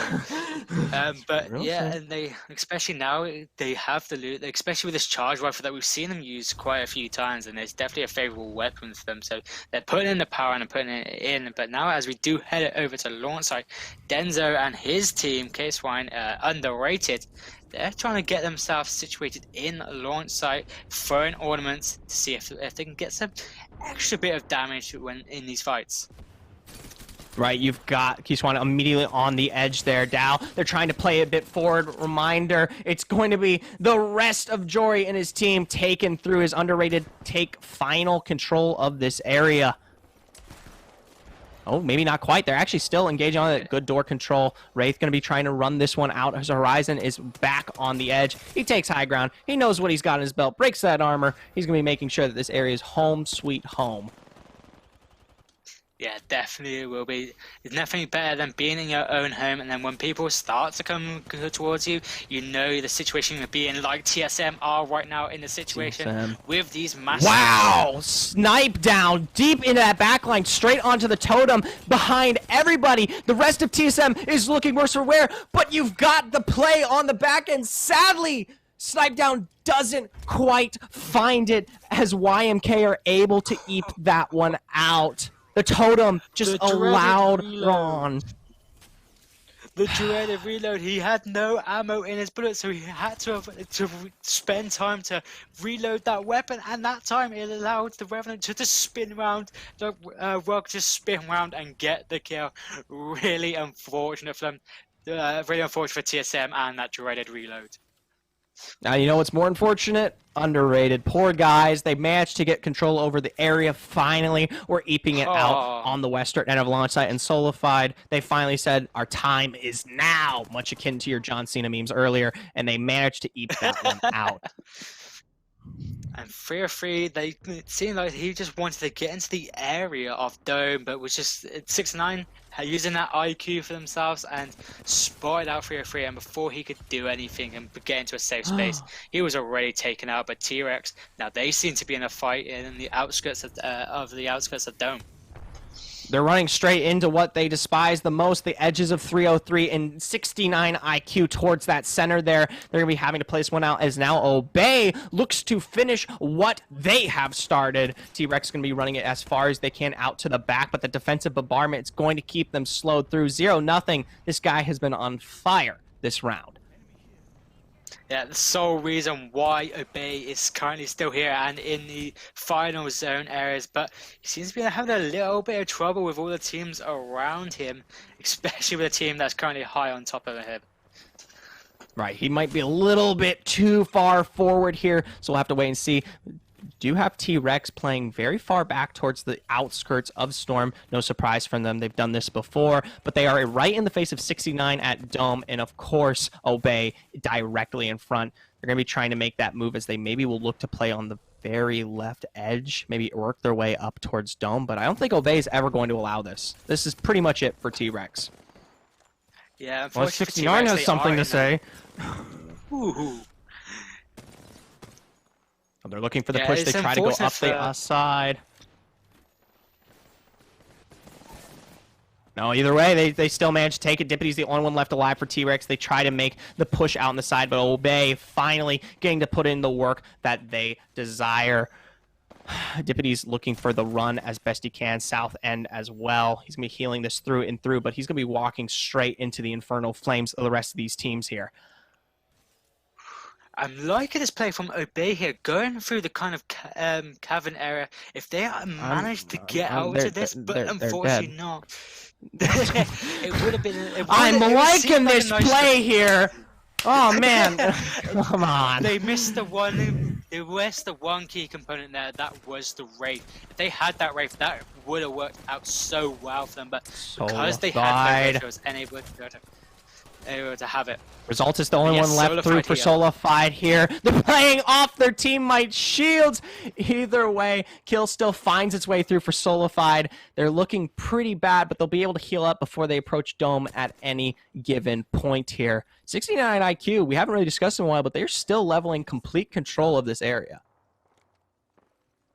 Yeah, they definitely have. And look at the armor they will have fully upgraded Eva shields for all team members, and you know they got quite a bit of resources for that. And yeah, this high ground is the great area to be in. You can just look down on the enemy. It's got decent bits of cover, and then when teams start to move, you've already got eyesight on them.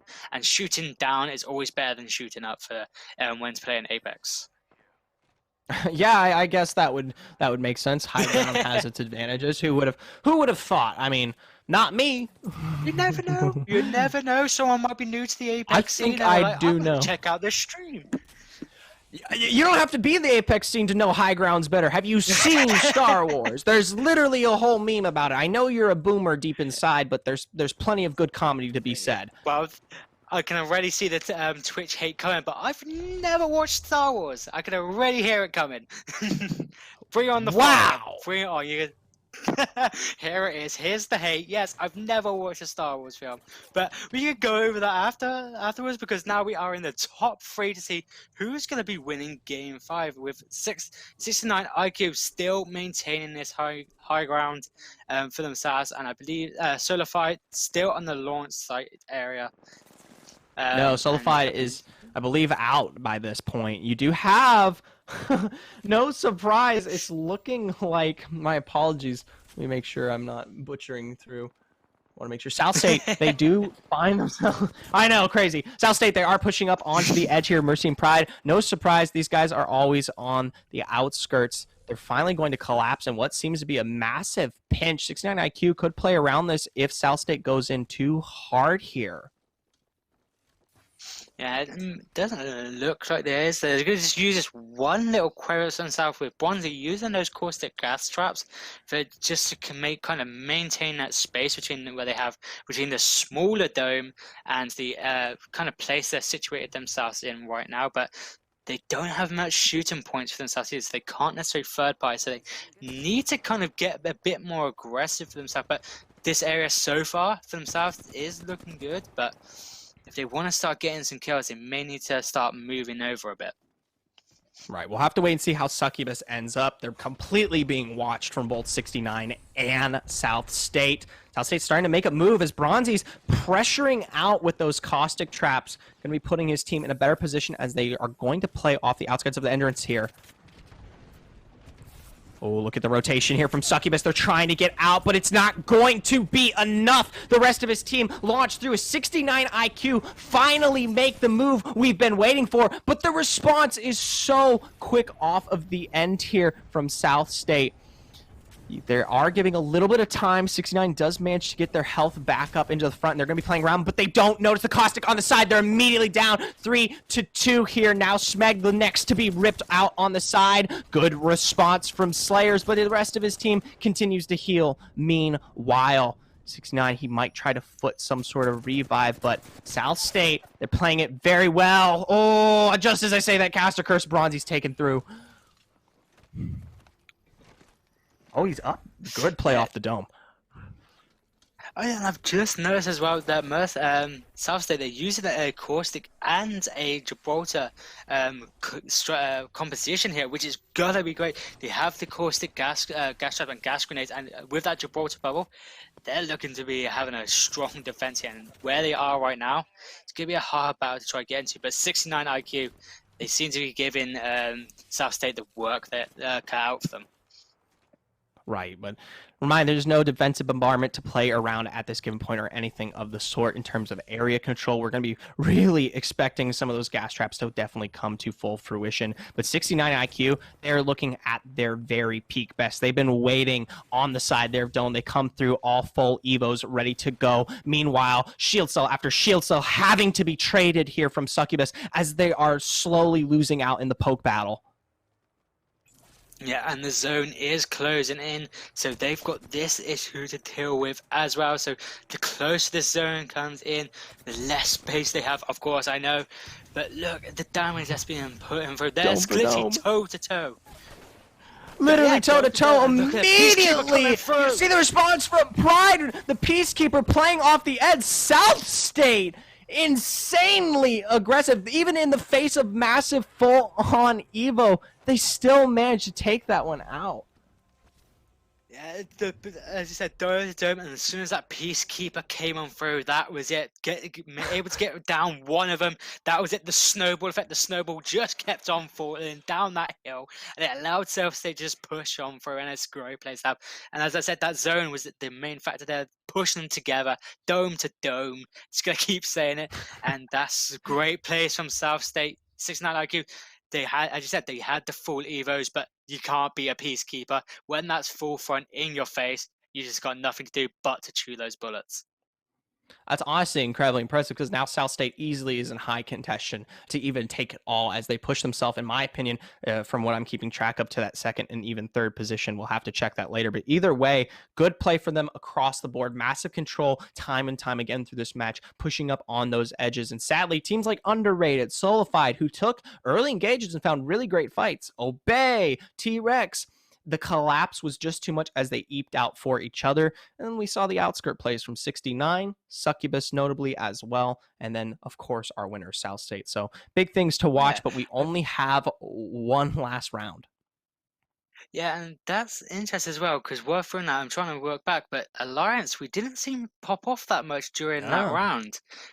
So this is going to be like, they could have a deficit there, especially if they did go down really early and didn't get these kills later on in the match. So the space between the first and second place could have been shortened quite a bit here, depending on how Alliance did.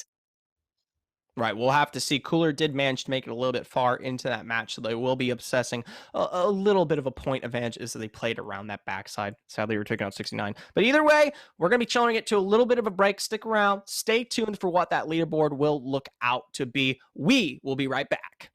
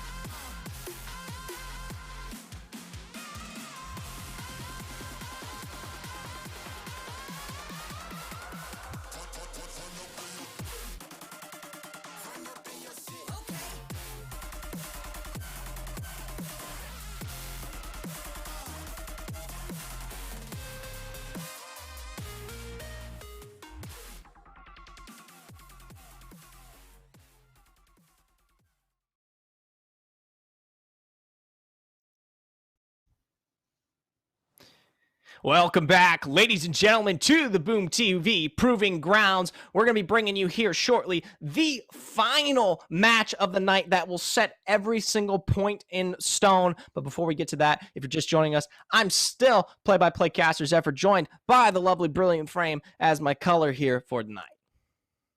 I'm surprised no European caster, no Brilliant Flame. It's actually being nice to me for today, especially since, as you said, we are in the final game today. Final game for today, and this is going to be high action now. Everything's at stake now, especially if you are Alliance. Cooler, South State, all these teams that have been in the top, they're going to be looking to try and get those first place, those high points and get those kill points, especially those placement points as well. So when we do go into these leaderboards, when they will be up very, very shortly, we're going to see who's going to be winning out. But can't wait to see the teams as well when they go start. Wow! And look at that South State now overtaking Cooler. Now they've got a 6-point lead over Cooler. So Cooler, South State, and Alliance, make sure to keep an eye out on them because we may miss them, especially in the kill feed. But keep an eye out for these teams. But also 69 IQ, they're close in the running as well. T-Rex and YMK, they still have a potential to get into these top ranks. But Alliance still maintaining that lead, but they did lose quite a bit, quite a few points in that last round. They're only going to 93. So South State, if they put a really good game this round with high kills, high placement points, it has to be everything. Get every kill. Go play it wow and play it like your life is on the line here. If you do that, they have the potential to take out Alliance from that first place and get that prize, fabulous prize of $2,500 for themselves, for their team and their organization. So everything is at stake here right now. So I can't wait to get into it. As you can tell, I am really excited. I am on the edge of my seat, but with these teams going through, we can't forget about the teams that are kind of on the lower end as well. They haven't been playing the best, but they're still great teams as well. And still, bring all of your best that you can be. But I'm going to ask you, because I am the color caster, but I'm going to ask you as well from the play-by-play perspective. Do you think Alliance will be able to kind of maintain this top spot, or do you think South State or anyone else in this leaderboard may have the chance to take the first spot from Alliance? I notably know that taking first place nets you 15 points. I'm pretty sure we can even go back and look and check if y'all are interested. Sitting at a difference currently of 31 between second and first. If Alliance literally show up and just play the game out and they could stem it, yeah, right there. First place is 15 points. You do realize that is a necessary requirement of over 17 points from the most closest second place team just to find themselves a victory plus the kills, right? I think Alliance has secured themselves first here tonight, right? I think the 2,500 prize pool is in Alliance's hands. At this point, we're looking at a competition now for second, third, who's going to end up there, because guys like 69 IQ, New, South State, they're all still up in the running there. Yeah, it definitely is. There's a closer run in between second and first than there is the first place. So definitely new esports. They are, if they can get that thermal station place again, they could be able to do that. I know you're not fond of the thermal station round, so lucky it is that we probably won't go there again. But if they're able to do that, it still do have the potential. So if they play it well, if they're able to get the kills, maybe have some aggression, not just focus on the placement points, but also focus on the kills, because if you're able to get those kills, you're more likely to get. But if they do be able to get the first place and a decent amount of kills, yeah, they definitely have a chance to go into the second and first, their top 3 placements. Absolutely. So we'll have to see into the 6th and final round here at Proving Grounds from Boom TV. We'll take a look at where everyone's kind of starting out. We do see some immediate attempts here, Southside towards Tree from Roger and his friends on New. Yeah, they've gone to the tree area, still quite a bit of loot for themselves, but it looks like one team has already been eliminated. I don't know whether that was because, oh no, it has been, so one team has been already eliminated, so that's Yeah. a very quick kills going off the side. So I believe that was Kick that was able to get those kills. So 3 points already on the board for them. So that's going to be an advantage to have, especially in this last game.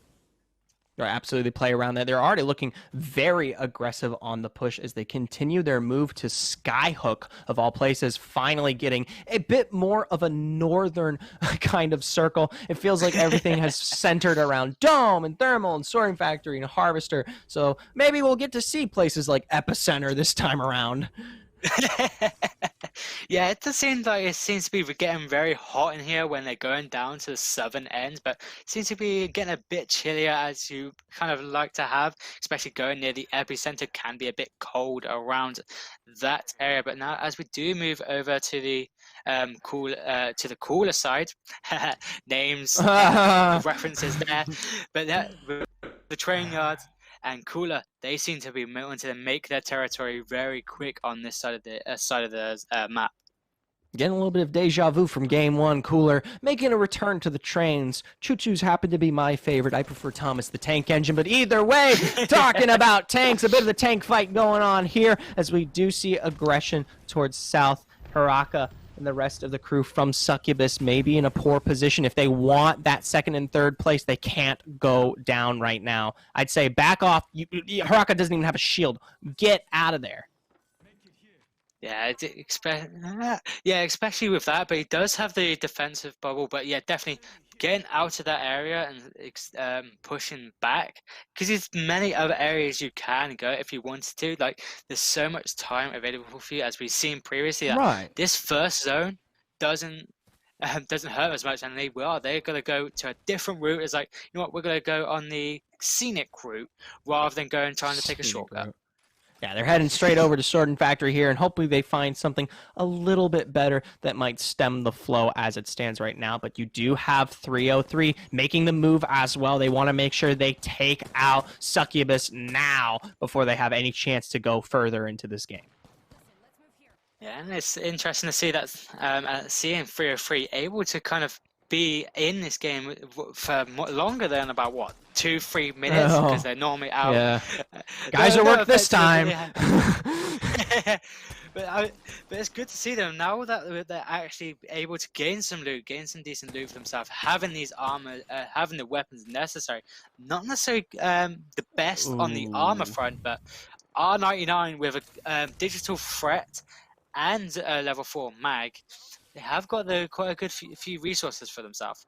I hate to break it to you. We were looking for a 303 fight here, but it looks like Alliance beat us to the punch immediately there. Alliance take the additional kills and find themselves in a position over Succubus, deleting 2 of them immediately right off the bat. So already in a fantastic spot. Now Solified towards the southern end here, looking to make a play off of this building, maybe further the lead that they've built off these last 2 rounds.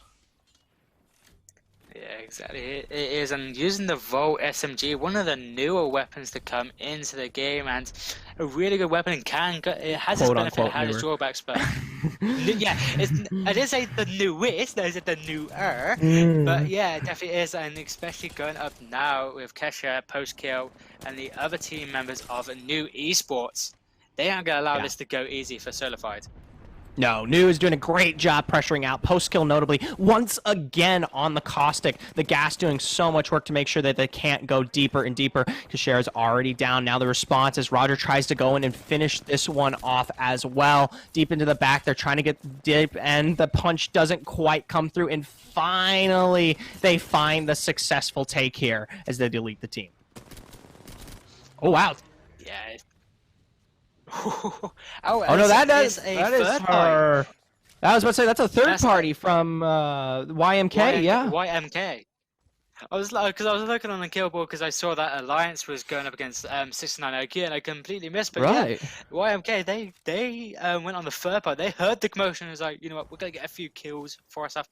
I believe they were 8th, wasn't they, on the leaderboard? So if they can get more kills like this doing the third parties, they could do pretty well. They could take the second or third spot. 303 here, heading a bit further north, getting away from a lot of the action that we've been kind of seeing around Sorting Factory, staging, and the likes. And looking like ASCII going to pick himself up that Kraber. We'll have to wait and see. And oh, trust me, you do not want to fight ASCII right now, Navi. There no sense should be you taking that distance. Run. I mean, he's gonna do it. He seemed like he wanted to risk it, and he saw that the Kraber was picked up. So he's like, yeah, actually, nah, I'm not going to. But when looking at this for the sides, like they didn't have the best armor. I think they all still had level 1 armor. But if you look at the side of Na'Vi, they do have the armor backup. But they're gonna go to the side of where Cooler was originally. So they're gonna go back to where it was for game 1 and game 1 or 2. And have these kind of train yard containment area, fight boss battles. We'll have to wait and see if Cooler's still here, right? It's been quite a bit. Alliance stemming off their victory against IQ. They're moving up towards Harvester. They're already in a fantastic position for themselves, and they've essentially secured themselves that first place. So, and this is the team to beat if you're looking for contention regarding the rest of the stance on these points. So, hell, they can have a little bit of fun this round. Yeah, they could play whatever they wanted, but it doesn't seem like they want to. Mass Flatline and is that for my screen it says an Evo Auto and the Mastiff. But I believe, but yeah, it definitely isn't. Especially going on to Harvester and during that jump tower, you can see that they're just going in. They want kills. They want to kind of get to those three digits on that leaderboard just to show, you know what, we set the stone here today. Yeah, major pusher on the side here. They're playing pretty aggressively, trying to keep a hold over Countdown, similar to how they handled it earlier in some of these first round matches. But Circle hasn't quite closed in yet, and they're still privy to guys like Na'Vi and Cooler, who were known to be in this area recently.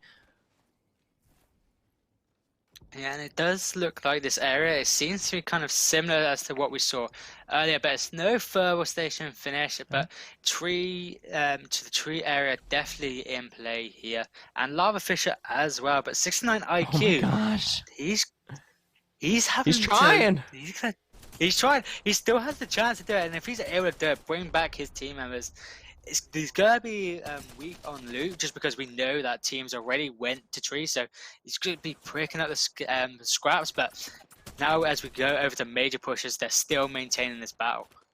Right, they're up against Kick here, as you guys just saw onto that map there. So taking the long range extent, they don't quite have the pressure playing off some of the auto of these weapons to kind of enable that out. And Imps is taking hit after hit, so I think he's realized what we have, and he's got to get out of there. Notably, T-Rex is on that backside, so we'll have to wait and see if a third party comes through. And YMK has not moved, by the way. This has been same position since their last successful win. Maybe that their loot was too heavy, or they just felt a bit lazy. Thought they'd just relax, enjoy the Apex sun. But now they're gonna be paying for it because they got a team in front of them who's trying to get into the zone, but they also have a team behind them, which I believe may either be Na'Vi or Cooler, who are in the train yard area, just scouting around and poking off damage where they can. Right. YMK, though, they do have a little bit of high ground to play around. If they really do want to make a move, they can start running it back up towards staging and the likes past that into train yard and maybe even take that fight. But I think they know what they want. They want to wait this one out, see how it plays through, and hopefully they don't get third-partied as the result. That's all you can do is just hope that there's no third party. And the good thing for YMK is they're in the zone, so they haven't got the pressure from having to move so quickly and get out of placement. But they will have the benefit of being able to move free, and they will be going kind of over to the Alliance area. They're pushing up. They're pushing up. They got on that jump tower. I was like, we see an opponent. We're gonna go take them.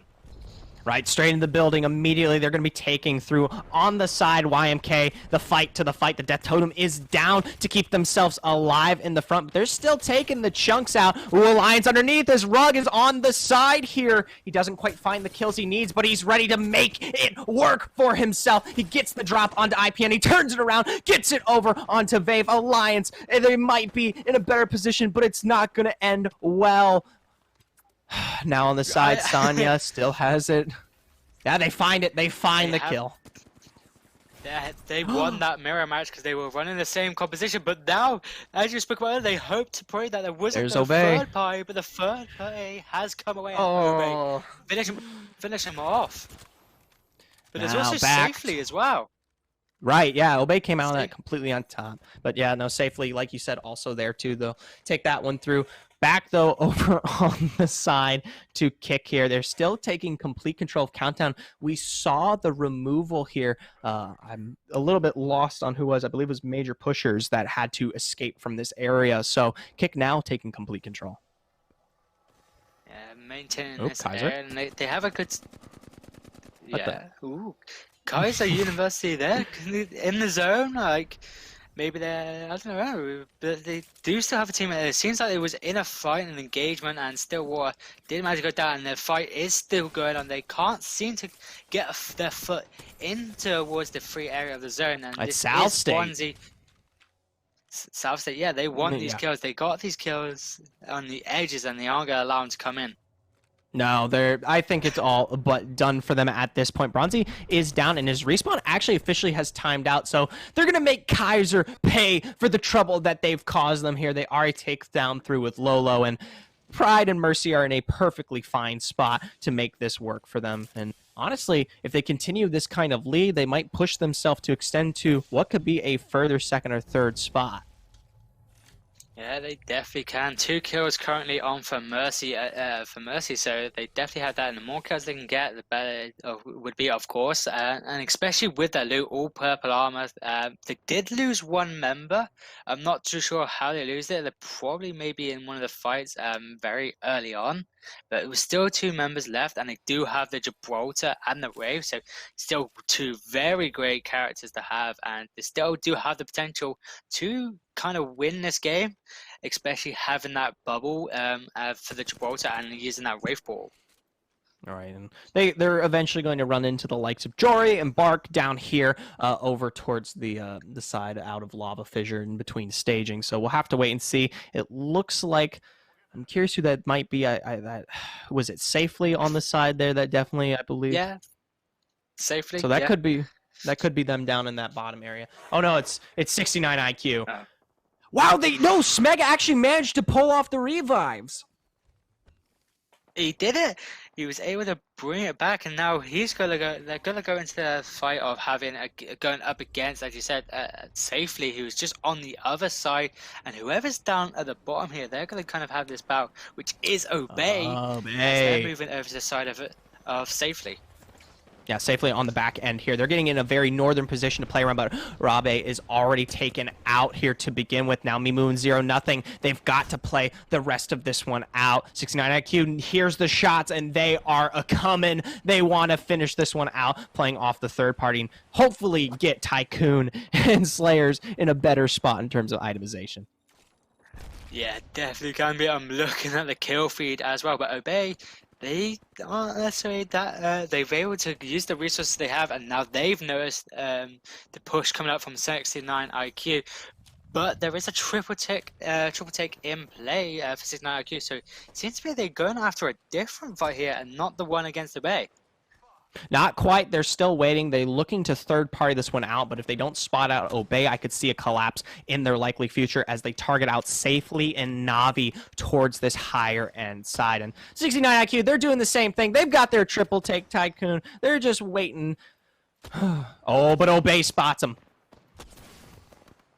Obey spots him, but Tycoon's also spotted him as well, so now they got they're in the piggy in the middle situation. 2 teams, possibly 3 teams as well, pushing up towards them, put in this area, and because they have to move out of this area, when this zone starts to clone in, it's going to be a hard battle to have, especially seeing, as you said, that they had to do the respawn in, and a Kraber in play for Kohai. It's going to be a hard battle for 69 IQ if they want to start pushing out. Right, Navi probably in the best position out of all these teams here on the southern end. And you see those Kraber shots. Kohai trying to line up as Max is taken super low off the response. Going to have to play around that dome. So that's going to be down now for the next 20-30, especially if we start looking to see what third parties might come through. Big defensive use down.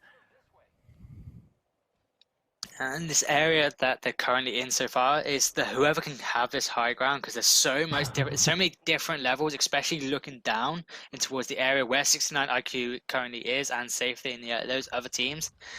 It's gonna be an interesting fight. It's gonna literally be king of the hill to see who's gonna kind of have this conquer, who conquers all area.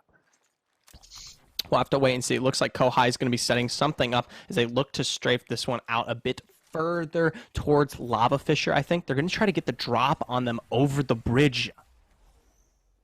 Ooh, this is going to be an interesting engagement to have. Especially as I said, having this high ground is always a benefit to have, and the surprise action as well. They ain't going to be expecting it. Obey is going to be thinking they dipped and went into somewhere else, but when in actual fact, they were right above you. Mind you, Max in a bit of a bad spot, 75 meters away from the current iteration of the fight. I believe he's still trying to hold the position as we look to see if Obey or 69 especially pushes up here. So he's stepping back. He's going to be using that charge rifle, making sure that no one quite gets the jump, or if they look to escape through an alternative route. But that storm hurts! That storm hurts! That storm really hurts! Yeah, it definitely does. I saw in the kill feed as well. South State has been eliminated by Cooler, so South State aren't able to get any more kills or any more placement points. So it's gonna be interesting to see, especially when we get to those final leaderboards, what kind of situation that puts South State in, because they were one member down and now losing, especially in this sort of round, it's quite a few points being lost here. Right. Cooler, though, they're in a great spot for themselves. They are still currently in second and going into this now with 8 squads left. I'm pretty sure they've secured that second place position for themselves if they keep it up. And they're already turning their attention to Navi of all teams. Yuki picking that one up with the triple, as you can see, towards that kill feed. Obey, very far left on the side here. They don't know quite where to make a move. They know they've got to go in at some point. But as we saw earlier, the rest of the squads have already taken control of most of these buildings, Navi especially of all teams. They seem alright though, because they do see it in the zone. They do have a little bit of cover, but especially if Navi or Cooler, they do start to jump over, then that's when they start getting into some trouble. But they seem to be defending it strong, especially with the crypto drone. They're able to relay the information they have. But as I say that, they seem to 69 IQ. They seem to be getting engagement with Obey right now. But Obey do come out with that win and do take out 69 IQ. So finally, 69 is down. Obey is still towards that south side there. And Navi's trying to find some kind of play to make sure they don't quite get on top of them. But now, T-Rex over Lava Fisher, taking the fight directly into what I believe is 303 here. It's a bit of a tough one, but I believe they find success in that take. The only person south of them is going to be Cooler and Navi and Obey at this given point. But Navi's doing a great job of pressing onto Cooler, but Cooler's pulling back, as you can see in that kill feed. Navi taking advantage of that high ground in this whole situation. Oh, wow. But as you said, that Cooler do manage to take out Obey as well, and Navi is still on the hunt. Yeah. Cooler has been taken out by Navi. Navi finishing it off with the Kraber hit to Gnask, and his. So now that's Cooler been eliminated, and Navi, they're setting the tone. They want to win this. They are going to make sure that this is their story. This is their final idea. This is going to be their happily ever after. We'll have to wait and see who pushes up upon them. We still got teams like T-Rex on the alternative side here, but this is your pinpoint circle. We're going to have to wait and see when that push does come through, that big building in the center being most notably one of the best places to be. And you have to take into account there's so many teams on the lower second level right now that don't have the opportunity to play up here. Yeah, they definitely don't. And looking at Max Strafe as well, he's using the EVA Auto and the Prowler. That isn't the best of weapons for these long range. So he's hoping, he wants to get aggressive. He wants to get into this action. And it seems like, especially being Pathfinder with the grapple, he has every hope in doing so. Meanwhile, T-Rex on the very edge of the outskirts here. They're not looking to push in too early, trying to third party this one out as extended as they can. Navi, on the other hand, just as well. They're going to be on the very edge, so they might be the team to be launched upon here very shortly. But speaking of Nesh, Nesh does apparently get into the fight with one of the Horizons from the opposite teams, but now they do have the high ground. And TSM is in the hiding, just Oh, it's just that's the team that's been always in the main center point. Everyone's been trying to get into here, but no one successfully tried to pinpoint it to get penetrate inside this area. But now, with T-Rex and Navi, T-Rex goes just pretty much on top. It's Navi on the side, though. They see the immediate engage from T-Rex. They knew they were coming off this end, and that's the third party that plays off of their aggression as a result. Nesh doing a great job to rip through them as best possible. Now TSM getting onto the top side. They don't realize they're going to be in the same issue as Navi continues to light them up over into the sky. Hao trying to do his best to push them off, but there's the path in the back with the shotty to wrap it all up. Now that is going to be interesting because with Navi, they were still in the running, so they can have the potential here to try and take that top lead spot. But great plays from Navi. They took everything, especially as I said, using that aggression. Max Strife, as soon as TSM started going up, he grappled him. He was like, I'm going to take this. I'm going to use the Evo 8 auto. I'm going to use the Prowler. I'm just going to apply damage here everywhere. And it worked for them. Applying that aggression allowed the rest of his teammates to push on up. And now, this is good. I can't wait to see what has happened to the leaderboards because it's anyone's game, apart from Alliance. We know they're on top, but it's anyone's game for second and Cooler. third. They all play. Yeah. They all played amazing games. They all had amazing kills, and they all all still on the high spot. So it literally anyone's, and I can't kind of predict who it is going to be. In Navi, they may have the possibility to take third here. Cooler, they second. I literally don't know, and I can't wait to see what is going to happen. Well, we'll have to see because you still had teams up to the very end, such as 69 IQ. Obey was on the side. Cooler, of course, T-Rex. definitely came through a bit of shame. T-Rex, like you said, they were placing third into that match. That's going to be a huge double-digit boost to them. I'm not quite sure, but mad props to Navi. Held it through and through against everybody around them. We talked about that pig in the center as much as we want to bring it back to animal references, of course, for some reason. Either way, they still managed to take it.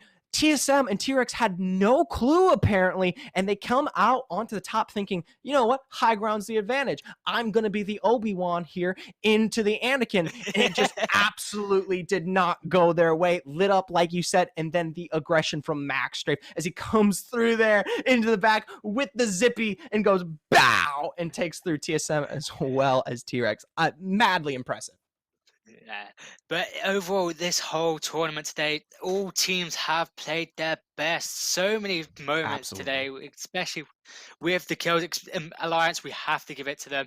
They played so well together, and they definitely deserve that first place spot. But all these other teams, Cooler, Succubus, underrated. They have some great defiant moments, being able to go into these situations where they aren't seeming as like they would win it, being like the underrated, but then they come out on top. Especially also teams like New Esports around the thermal stations. When we had that kind of stalemate, not one of your best rounds because you didn't like the stalemate, but New Esports and those teams, they were able to come out strong and able to hold those forts down, get the kills where they wanted. South State, they didn't have necessarily the strongest starts, but they brought it back up. No, they were strong. So they yeah, definitely. I'd say they weren't strong, but especially in the first, they wasn't necessarily on the kill board as much. But when they started getting through, when it was like, you know what, let's go do it, they came back up and they went up strong.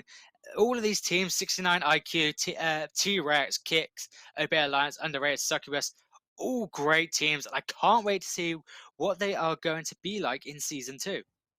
Absolutely, we'll have to wait and see, especially as some of these other series come to fruition here in the Apex scenes. And for everyone who's still trying to keep up and watching, you're on the edge of the seats just as much as we are to figure out these points. We're trying to get those wrapped through as best we can, but just to keep going back into each of these games, maybe look at the responses and even successes. You didn't even bring up Safely. Those guys played out of their minds 303 while they had some rough starts at Geyser. I feel like this was the strategy for them every single time, and it only really barely managed to work out in Yeah. that sixth and final time. They still definitely played to their best. And I'm honestly impressed with the talent across the board, especially seeing teams like TSM be taken to such an extent.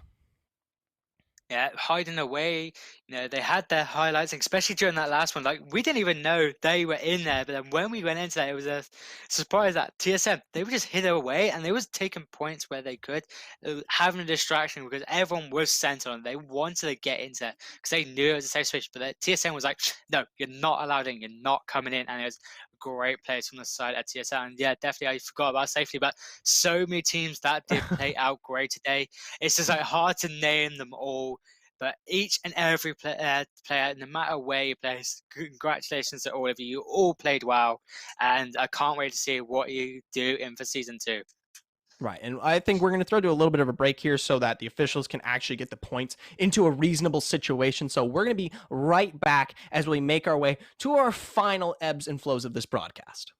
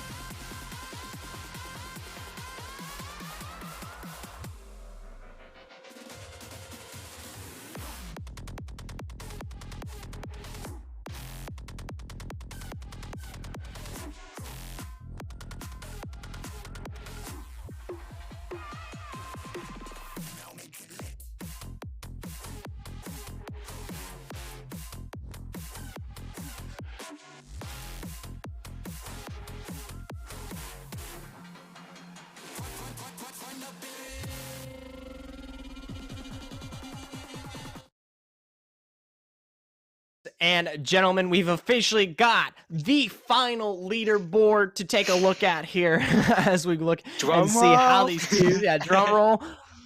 I can't do drums. I'm a piano man. Wow! Absolutely wonderful. South State managed to slide through the very end. But look at that. It's a just tied up 68-68 for both South State and Cooler, but it was South State. They did have the more wins, so they was able to gain that second place for themselves. Cooler with that third, and like yet again, they seem to be having this 1 point win over the team below them, because T-Rex, unfortunately, they just barely missed gaining into place with by 1 point. Navi going into fifth place with 62, but of course we can see that Alliance with that 98 points, a 30-point difference between Alliance and South State. Definitely, definitely deserved, and great players from all teams that participated today. Absolutely, and I honestly think Alliance through and through is a very consistent team, and they managed to eke out the win to begin with, and then they've played on edge to edge around it. And I feel like as the night went on, they realized that they were a bit more secure with their points in the standings, and so they got a little bit more aggressive and played to their strengths, as we saw from some of the drop-ins from like Navi in that last match. But South State also extremely consistent, great on the job. They did manage to take the win over on the smaller dome, and so they played around that, and that's what's giving them their second place. Cooler, while they didn't quite find a win, definitely proved to be a tough team to beat. Bit of a shame, T-Rex and Navi not quite making, especially Navi after taking an incredible game in that last series. Like we said, Pickens Center holding this one out through and through. And T-Rex, if they had just handled that last fight a little bit differently, maybe waited for TSM, waited for Navi's engage, they would have actually managed to find themselves into second and third. Yeah, it's that sort of thing you wouldn't know until the very end. They had no idea, but it was an interesting fight. And of course, all the teams that we can't see on these leaderboards, they did also do very, very well. And especially looking at how close they are between them, shows that it was almost anyone's game at that point. Of course, apart from Alliance, as I keep saying, but anyone could have taken it. And just unfortunately, the way that Apex goes is just you can't predict as to what was happening. You just got to adapt to what you can do when it's thrown towards you, and that's definitely what some of these teams did here. So congratulations to all the teams, but major congratulations to third place again to Cooler, second place South State, and Alliance with that 2,500 first place win. Absolutely huge 5,000 prize pool to be dished out to you guys here at home or watching across the board. I want to thank you for coming out and showing your support towards Boom TV tonight, of course, and the entire production here. It's one of the first times Boom TV has been able to run it completely on their own with the stance and control that they have. So massive props to them, and hopefully to see that additionally in the future. I want to thank all the teams for taking their time to come out and participate in a massive proving ground season all the way up until tonight's main event. And of course, my co-caster, Brilliant Frame, for joining me for the very first time and in a wonderful debut here on Boom TV. Thank you all for watching. We hope you stay safe and have a good night.